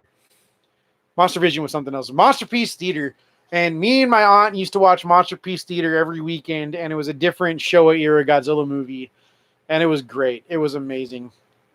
It's too bad they didn't ever really release the Heisei era movies until like after 1999. I remember it being big news too when Godzilla vs. Destroyer came out in 1995, despite the fact that there hadn't been a theatrical release of a Godzilla movie since Godzilla versus Mechagodzilla or Terror of Mechagodzilla. Or no, Godzilla 1984, that's what it was. Also a part of my childhood right there, Mystery Science Theater 3000. Man. Sup, Aaron? I actually ended up buying the Showa era Criterion collection, and I was a little disappointed because most of the movies are not dubbed, which is a shame. Because watching Godzilla movies dubbed, especially the cornier ones like Godzilla versus Gigan and Godzilla versus Megalon, like that is half fun of watching that dubbed. So, okay, another little bit of personal trivia regarding me and like Godzilla movies. So I grew up watching them. I grew up watching a lot of different stuff. My aunt got me into everything: Star Trek, Star Wars, Godzilla, all that stuff. I even watched. I would go to the video store and rent like the cheesiest giant monster movies that weren't even things that she had seen yet. So enter Rachel and my stepdaughter Annabelle, who I call my daughter and treat like my own kid. She's 21 now. She was 10 when I started dating Rachel, but Rachel only ever watched horror movies. To this day, she mostly just watches bad horror movies. It's terrible. I mean, she picks the worst of the worst. Like, I can appreciate a cheesy horror movie, but she picks like boring, really bad, terrible. In fact, a couple of the movies she's picked recently were actually so bad that even she didn't want to finish watching them. But so that's all Annabelle really grew up watching was horror movies. And over the last 11, almost 12 years, I managed to get Annabelle into Star Wars, Godzilla, King Kong, haven't really got her into Star Trek much. I mean, she said this original series was okay. We watched a few episodes when she was younger. I got her into favorite TV series. That is a hard question. See, I like so many things that trying to pick one favorite is impossible, and even trying to like pick different ones. So okay, I guess we can do it this way. I think my favorite sitcom TV show of all time is Scrubs. Like top five would be Scrubs, Fresh Prince, Full House, Family Matters, and Perfect Strangers would be top five comedies. Um, Probably Star Trek: The Next Generation. Babylon 5 for sure is my favorite sci-fi show type show of all time. Babylon 5, Farscape, Star Trek: The Next Generation, um, Star Trek: The Original Series, and probably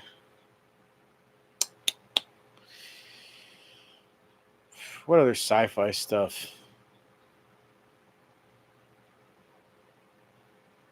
There's a couple of things I don't remember the name of that used to be Sci-Fi Channel original series. Can't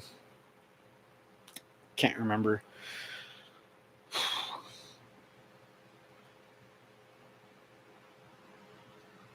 Seven of Nine is from Star Trek Voyager, sir. 10 points off your nerd card. Favorite action series. You know what? There used to be a Tarzan series I used to love as a kid. The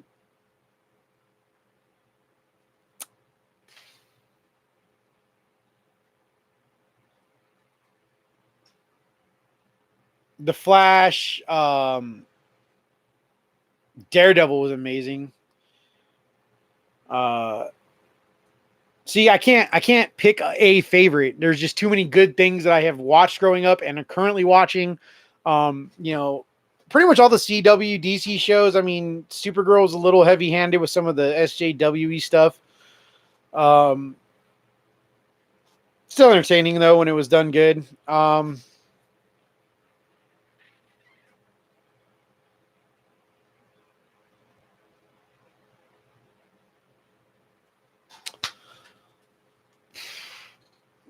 And you still have Batman the animated series, Spider-Man the animated series. The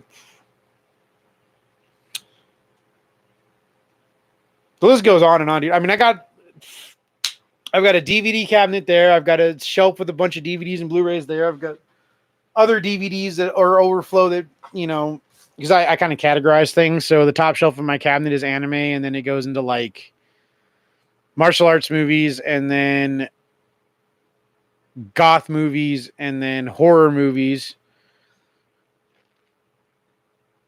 So the martial arts into goth movie stuff is kind of a very short transition.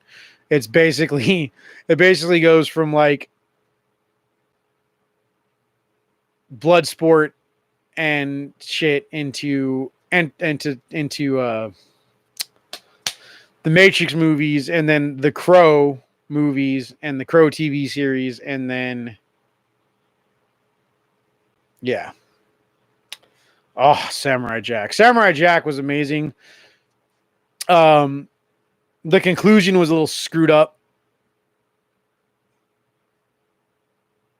but I love Samurai Jack. Man, that era of Cartoon Network was unbeatable, dude. Samurai Jack, Dexter's Lab, Johnny Bravo, Courage the Cowardly Dog, Whatever Happened to Robot Jones, Flapjack, Powerpuff Girls. Couldn't go wrong with it, man. There was that like Cartoon Network, even in its infancy, but when it really came into its own and had its own original stuff, especially when it had like Cartoon Fridays, like from 98 to like 2010, it was the best place to watch cartoons. Like Nickelodeon could not compete at all. As a matter of fact, Nickelodeon's, aside from a couple of things, never really had that. Like Ren and Stimpy and the Rugrats and Hey Arnold and Invader Zim were like the only things they ever did good. I couldn't stand SpongeBob, didn't care for Angry Beavers, didn't like Jimmy Neutron, did not like Fairly Odd Parents or Danny Phantom or any of it.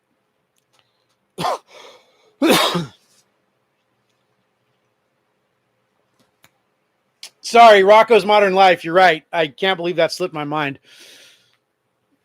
I loved that shit. My favorite episode of that was the one where he goes grocery shopping because everything is 99% off.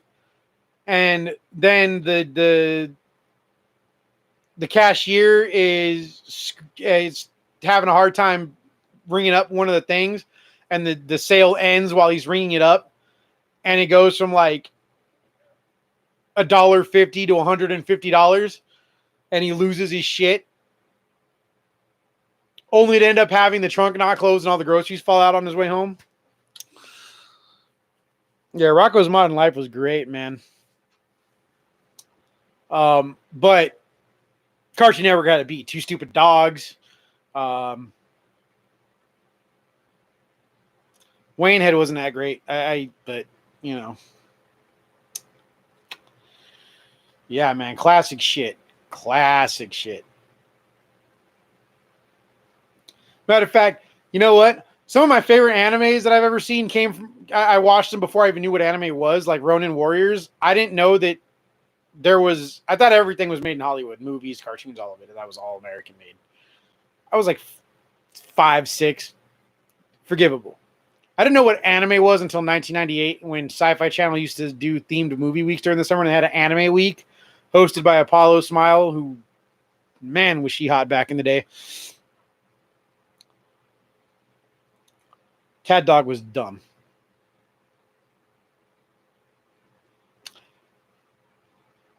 Oh, did I say Ren and Stimpy? I don't remember if I said Ren and Stimpy, but Ren and Stimpy. Ren and Stimpy was amazing. But Cat Dog... Cat Dog was one of those things where it's like, if I was watching it, it was because there was nothing else on and it was a tolerable episode, but for the most part, it was really stupid. Really stupid.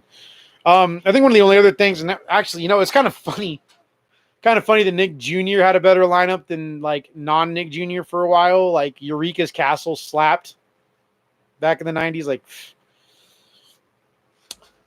I don't know if it's just nostalgia or what, but I think children's television in the early 90s was way better than the crap that came out in the late 90s and ever since then.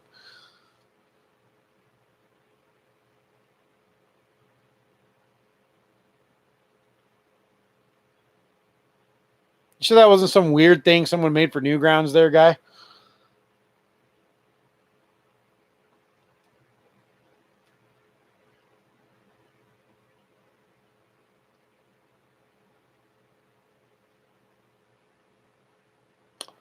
Okay, so what I grew up watching as a kid, I can't even remember the name of everything that I used to watch. Like, I mainly used to watch Nick Jr., but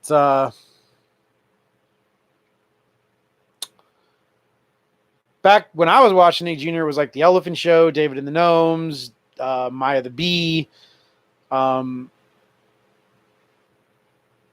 Eureka's Castle, some thing with some dude in the woods camping out. I can't remember the name of the guy. Him and his guitar and crap. You know, Disney Channel used to have good stuff when you had to pay for it.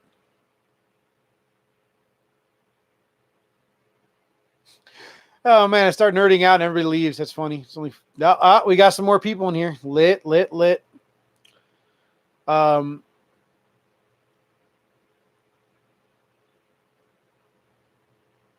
Yeah. That was kind of one of those late 90s things. It was kind of okay, but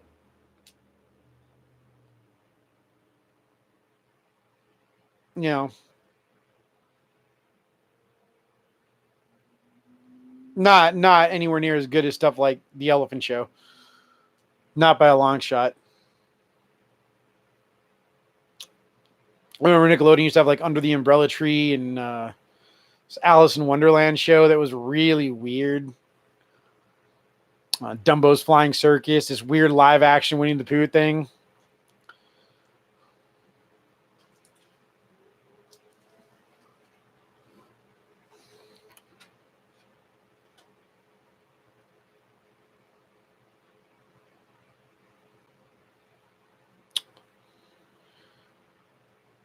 So yeah, I was just, for those of you who just popped in here, I was just talking about stuff I used to watch on TV as a kid. Kind of nerding out with Cassidy here. But yeah, man, anything you guys want me to talk about, man, just ask away. I'm kind of just winging it here. I've never done this before. Maybe one of these days I'll do a mukbang or something if I can get some sushi or something quality and healthy, and or maybe I'll cook a bunch of stuff. I don't know. I don't know. Do you guys want to see that? Shinny Eats live? Probably not. One of these days I'll hopefully have the equipment that I can do like a live stream from my dojo or the lab or something.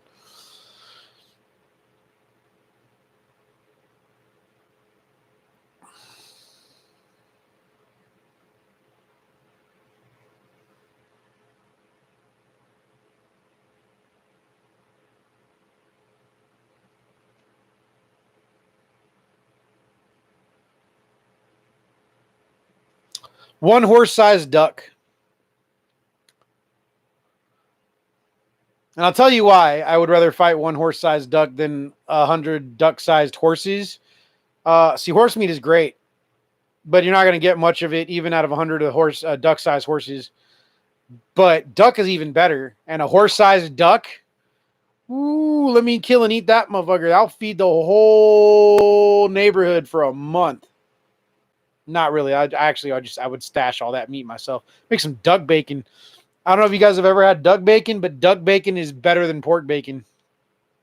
And I know that's going to blow some of your minds. Probably never even knew that existed. Last restaurant I worked at, the head chef got a hold of some and cooked it up for us. I never thought I would ever taste any kind of bacon that tasted better than real pork bacon, but duck bacon is the absolute, like, superior, top tier, 5-star, absolute best bacon there is out there, and it's fucking expensive.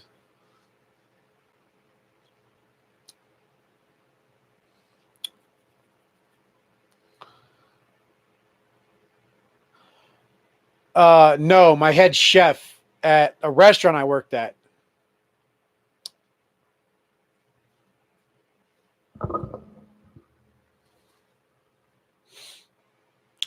So, yeah, man. You know, it's really screwed up that the UFC hasn't given Stephen Thompson a title shot. Like, Wonder Boy deserves it.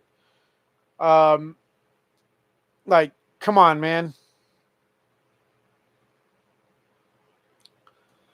I wouldn't turn down that line of work. It sounds like the kind of job, because honestly, every time I've ever been into any kind of smoke shop with anybody or looked into because there's a lot of head shops around LA, especially like around Little Tokyo, like right up the street from Little Tokyo. You ever look into one of those? It's just some guy sitting there all day doing absolutely nothing and getting paid for it. Shinny ganja. I don't smoke the stuff myself. I'm actually allergic, but I mean, I wouldn't mind selling bongs. Actually, I've seen some pretty cool looking bongs that I wouldn't mind buying. Like, I saw some on the internet. I saw this like really badass like Metroid bong. I'm really not. Really not. It. One, I'm allergic to it, like really bad, and two, even when I, before the side effects of the allergy part kicked in, when I tried it, I didn't really see what the fuss was about. I mean, like, yeah, I got a little high, but it's like, I'll never understand that people are like, man, I need to smoke some weed, man. Like, okay, cool. Then again, I've never really had an addictive personality to get addicted to things like that. The only thing I'm really addicted to is martial arts and like movies.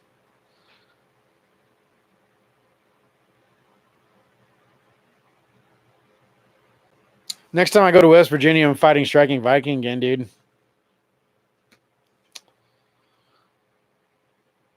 And maybe Ryu Senin if I can pull off 2 fights in one day that day.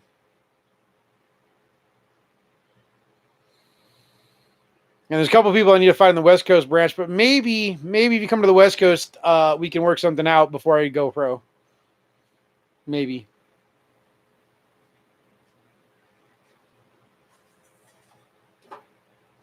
How much do you weigh, Reversed?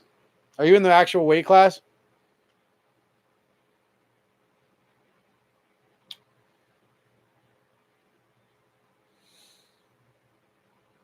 You know, they say the camera adds 10 pounds in this shirt. Usually I wear black shirts, but this, for some reason, looks really slimming on camera. Maybe because it's a little too big on me. I told them a 2X and they got me a 3X. Yeah, anybody else in here agree with me about Wonder Boy? I think Wonder Boy deserves a title shot. I think he should have had a title shot like a long time ago. No, I didn't post in the chat or anything. I was wondering if you were going to put a link or something, but I don't know how if you can post links in here during a live stream. Because I saw you say you made this for me and then there was nothing there, like a follow-up or anything.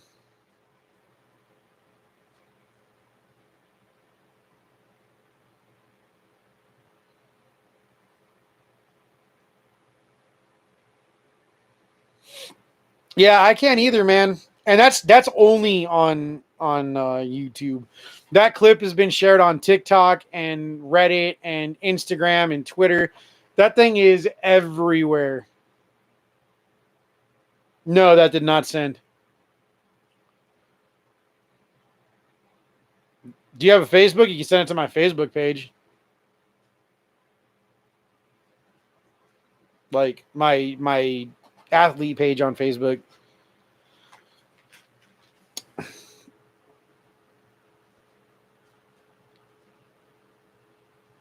I love 8-bit pixel art, dude. Like,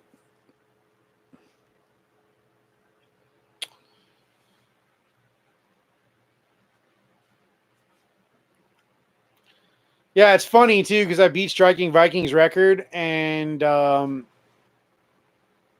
just got to beat Striking Viking. I don't know really. I mean, I got robbed a position, and then I kind of just lost my rhythm in the fight, and kind of just I don't know what happened there. I was just kind of, I think I bit off too much, more than I could chew in a short period of time, trying to do too many fights too close together after having COVID. Didn't really properly prepare for any of them because I thought all the training I'd put in before getting COVID would kind of still apply. But if I can go beat Striking Viking quick in the rematch, yeah.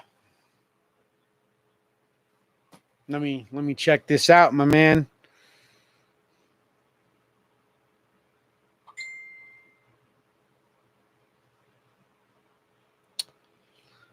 I think at 10:30, which is about 10 minutes, I think I'm gonna end this stream and do some other stuff I need to do before I go to bed. But yeah, man. Any other questions? Anybody got any other questions or anything they want to hear me talk about before I close this out? I think next time I might be playing a little emulation or something while I do this because I don't know. I kind of like to multitask. What's up, Loney? Thank you for the shout out.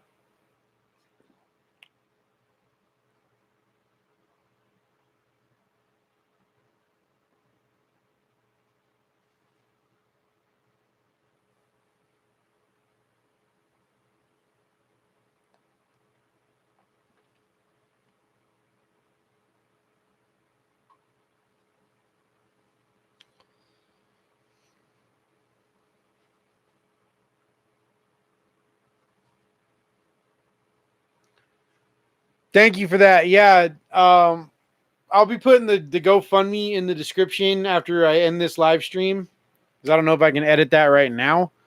It's also on my link tree on my Instagram. It's also in my plea for help video. Yeah, man. Yeah, it's crazy they stole my car, dude. I can't believe they stole my car out of my driveway. I can't believe the dogs didn't bark or anything. If I just wish the dogs would have woke me up and I could have gone out and checked and I would have. Ooh, man, someone would be in a hospital. Bruh, that is a sick pixel art, dude.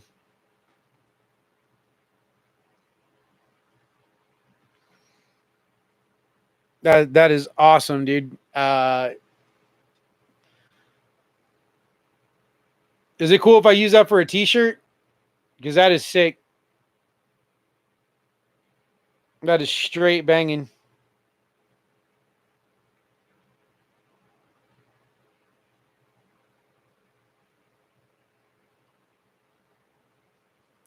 Just want you guys to see this because this is amazing.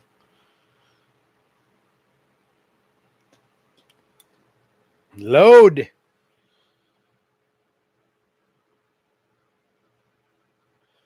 I highly doubt they would have had a piece on them.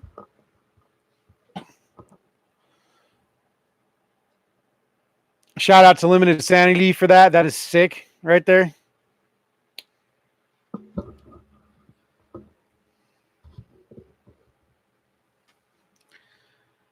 I mean, yeah, we don't come back from death, but I wouldn't have run out the front door either. I would have snuck around the back because we don't have a fence. So I would have snuck out of the shadows all stealth like, and they wouldn't have seen it coming.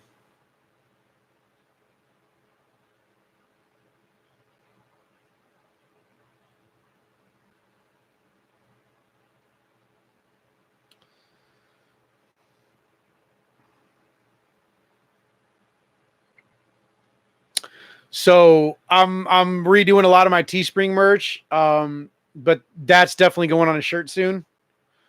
Next time I'm on there messing around with it. I just redid the official logo merch, so that's live right now on my Teespring store. I wonder if I can post links. Let me try. Let me see.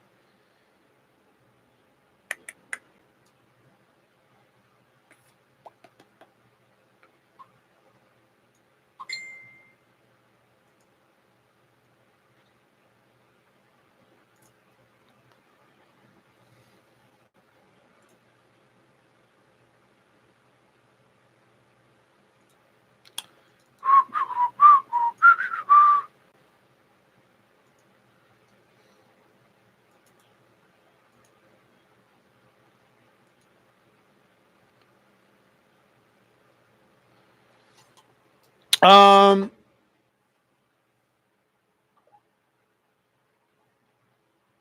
I think Pat McAfee is mad at me because I mispronounced his name when I was in the heat of the moment trying to like get through my intro and like keep my focus on the intensity I was going to need to fight Big Smile.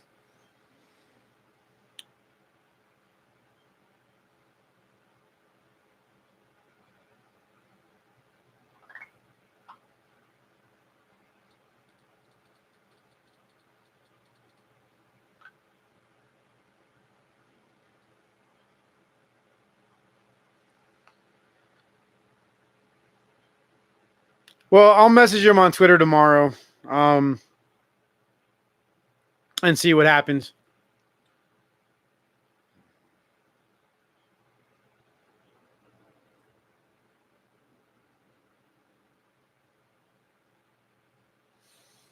Maybe he'll share the GoFundMe. I don't expect him to give me a car or anything, but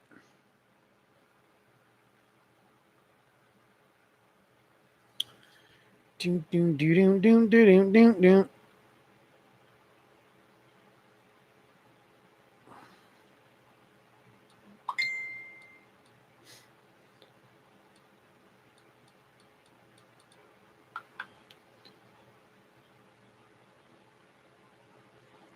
So, Sebastian.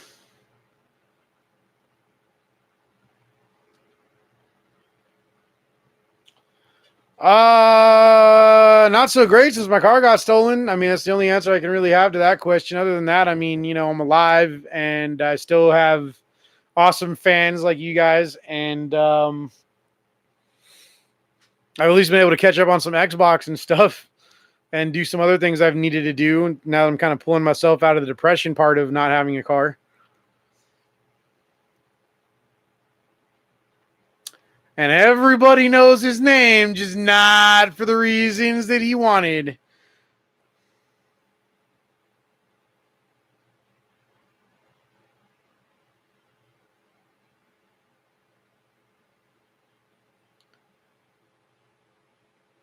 I do actually. You know, let me go grab that link too. Go find tab.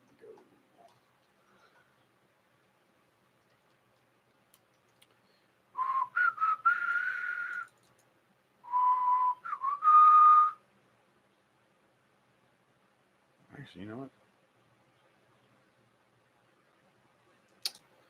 That's right. I was gonna get that earlier when there were more people in here.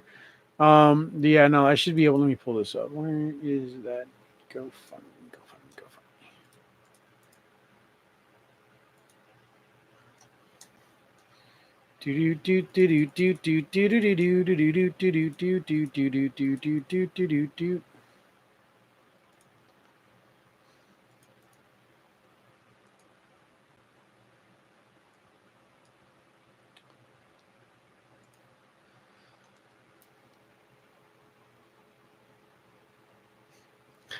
Yeah, because I'll ever be in close enough proximity to Elon Musk to give him a head kick if he doesn't give me a Tesla.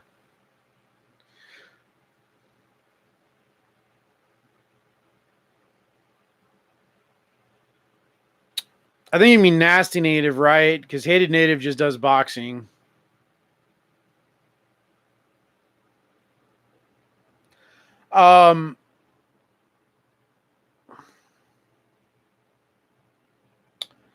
Nah, Cassidy, I've been looking at I'm telling you, dude, there is no cheap car market anymore, dude. I've been looking for a month, almost a month, since I started the GoFundMe. So I mapped out what the GoFundMe was. I actually was surprised I found two cars that were less than $2,000 that had decent, were decent and had papers in hand, and those already sold. So, like, they sold 6 hours after I found them. Like, literally right now on Craigslist, Facebook, everything is at least 3,500, if not 5,000, that runs between 3,500 and 5,000 that doesn't need major repairs, that wouldn't need to be towed. I'm not going to pay for a car. Matter of fact, it's crazy. Somebody was selling for $2,800 a 98 Honda Civic. No, it was a 2000 Honda Civic with a blown head gasket that only runs for 45 minutes. And then you have to let it cool down. And the tags are expired. It's like ridiculous. I've never my first car I got for free, and I'd still have of my uncle who recently passed away, wasn't being an asshole, because I paid him the price he wanted to fix it. I gave him cash. He complained because I hadn't cleaned the car out, but I had just moved and I had stuff in the car from moving. It wasn't like trash in the car. It was stuff that I hadn't taken out of my car from moving. I gave him $1,000. He literally had the engine sitting right next to the car. I had it towed down to his shop in the valley. Then he wants to complain because I hadn't cleaned it out. Even a week after I went down there, I got a ride down there to clean it out, cleaned it out, went back down there like a week after. He was like, "Oh, I need another $1,000." I didn't have it at the time because it seems like every time something goes wrong major with the car, like it getting stolen or breaking down bad, is when I'm in between jobs and can't afford to fix it. It's crazy. Things don't go so bad when I have money, but when I don't have money, so yeah. Yeah, market is terrible right now. And then I have a Mitsubishi Lancer that the head gasket blew on that, and I think the engine block is cracked. That hasn't run since 2014. I'm using it as a stage in the front yard for like dry goods and shit, and just other stuff that doesn't fit in here. I paid $1,200 for that, and then the car that was stolen I paid $1,300 for, and probably put another $4,000 or $5,000 into it. So over the last 5-6 years. Problem is I'm in between cars right now, Sebastian, and after a decade of student loan debt and finally getting out of it, I really don't want to get a lease. I'd rather get a used car that I own outright from someone who's selling it. It's paid off, than go get a lease that I can't keep the car anyway. Because it would just get repoed in a month or two because I wouldn't be able to keep up with the car payments, and I definitely couldn't afford full coverage on a brand new car that I don't own outright.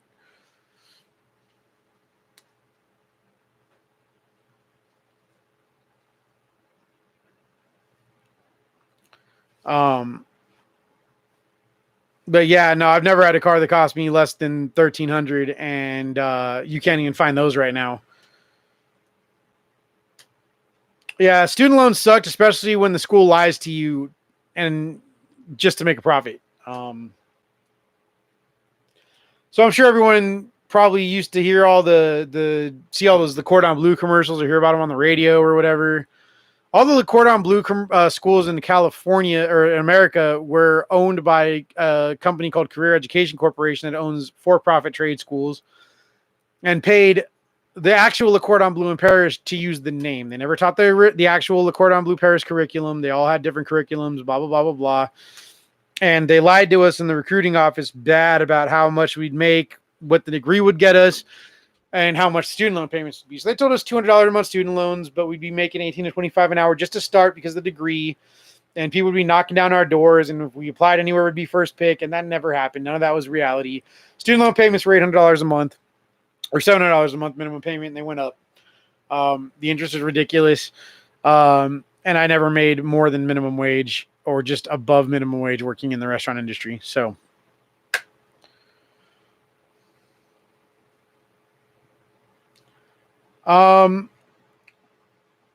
yeah, see, I've never made the income to do that again, because either student loans or like right now I'm in between jobs. So they're, even with my credit being as good as it is, because I have no income and no real collateral or anything, they're not going to lease me a car. And honestly, even if I could, I wouldn't like do it. I would just go buy a used car off the used car, which is what I'm going to have to do anyway.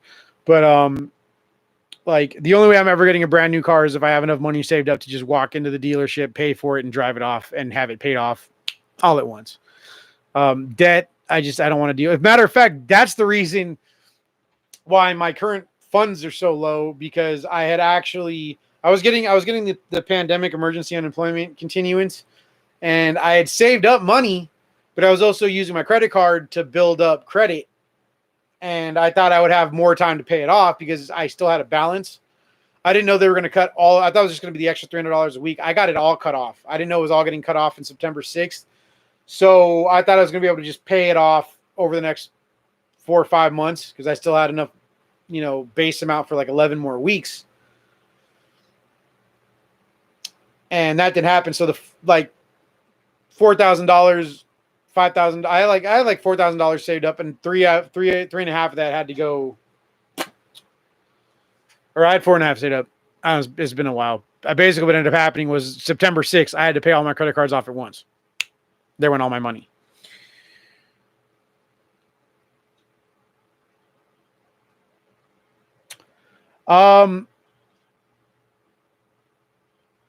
I still am above weight to do sanctioned fights professionally, and I was on track to. I was close, and then I had a couple injuries I had to let heal, so I stayed home for 2 weeks, and then my car got stolen.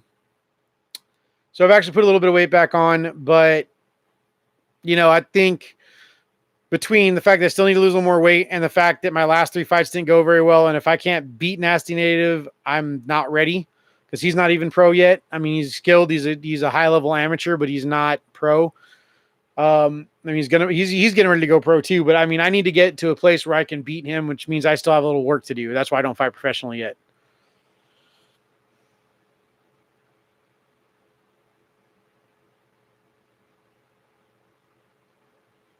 Appreciate you, Sebastian.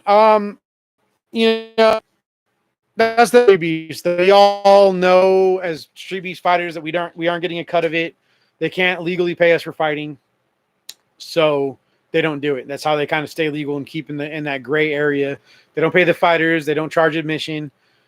They can't do it, and they don't do it. And neither do any sanctioned amateur organizations for that matter. They don't pay you for fighting, and you get less exposure. So I can't just ask face for a check. If he was going to offer that, he would offer that. He's busy with a few things, and I know he just shelled out money for Neutral Corner to move into a new space.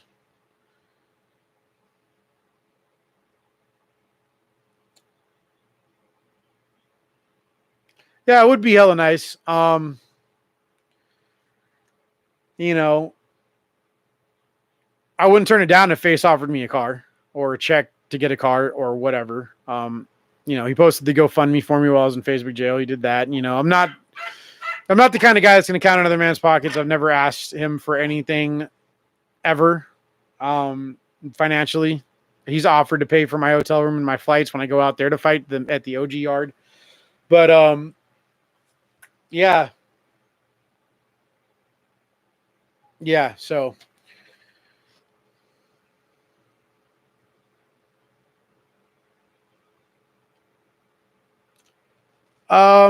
it's unregulated, but at the same time, it has a lot of eyes on it. And the reason they can kind of slide by a couple of the commissions is because, again, they don't charge money for it. They're all exhibitions and they don't pay us. So it's kind of like a karate tournament almost. I mean, the commissions kind of have a little bit of say in those, but for the most part, those slide under the commission's radar too. And there's a karate tournament every weekend, or martial arts tournament of every kind you could imagine it every weekend. And the commission doesn't necessarily care about those. It really just depends, you know. And basically what it is with like the California Commission and the Virginia Commission is they kind of want a cut of them YouTube profits, but they can't really get that either. Because that's a little different. And so they'll say stupid crap like this, that, and the other thing like California did. But yeah, the reality is it's just it is what it is.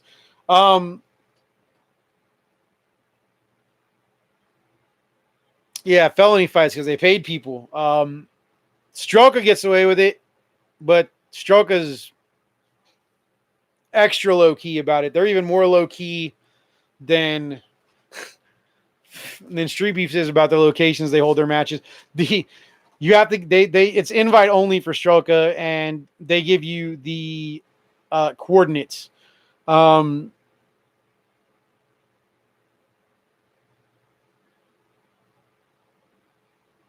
Street Beefs. Sean O'Malley. I think he's pretty tough. I think he's skilled, but I think he's a little too full of himself.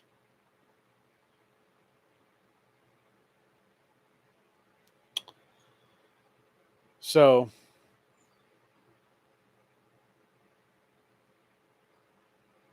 yeah.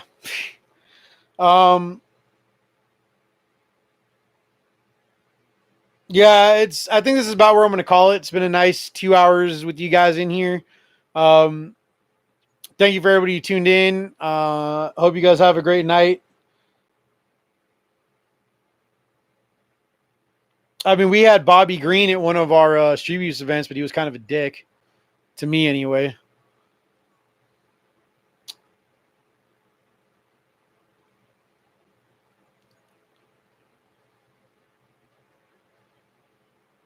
Yep, see you in the group.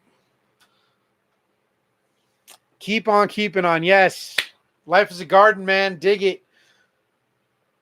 Yeah, that's all I can ever do, dude, right? Is try to keep pushing forward. It's just it's got to get over this hump because it was actually a job opportunity I got an Indeed listing for, emailed to me by Indeed for a position at a gym in LA that was like 16 to 25 an hour, and it would have been perfect. It was like an MMA. It was like I think it was like a taekwondo based MMA gym, but yeah. Good night, everybody. Thank you for tuning in, and I will see you guys next week sometime.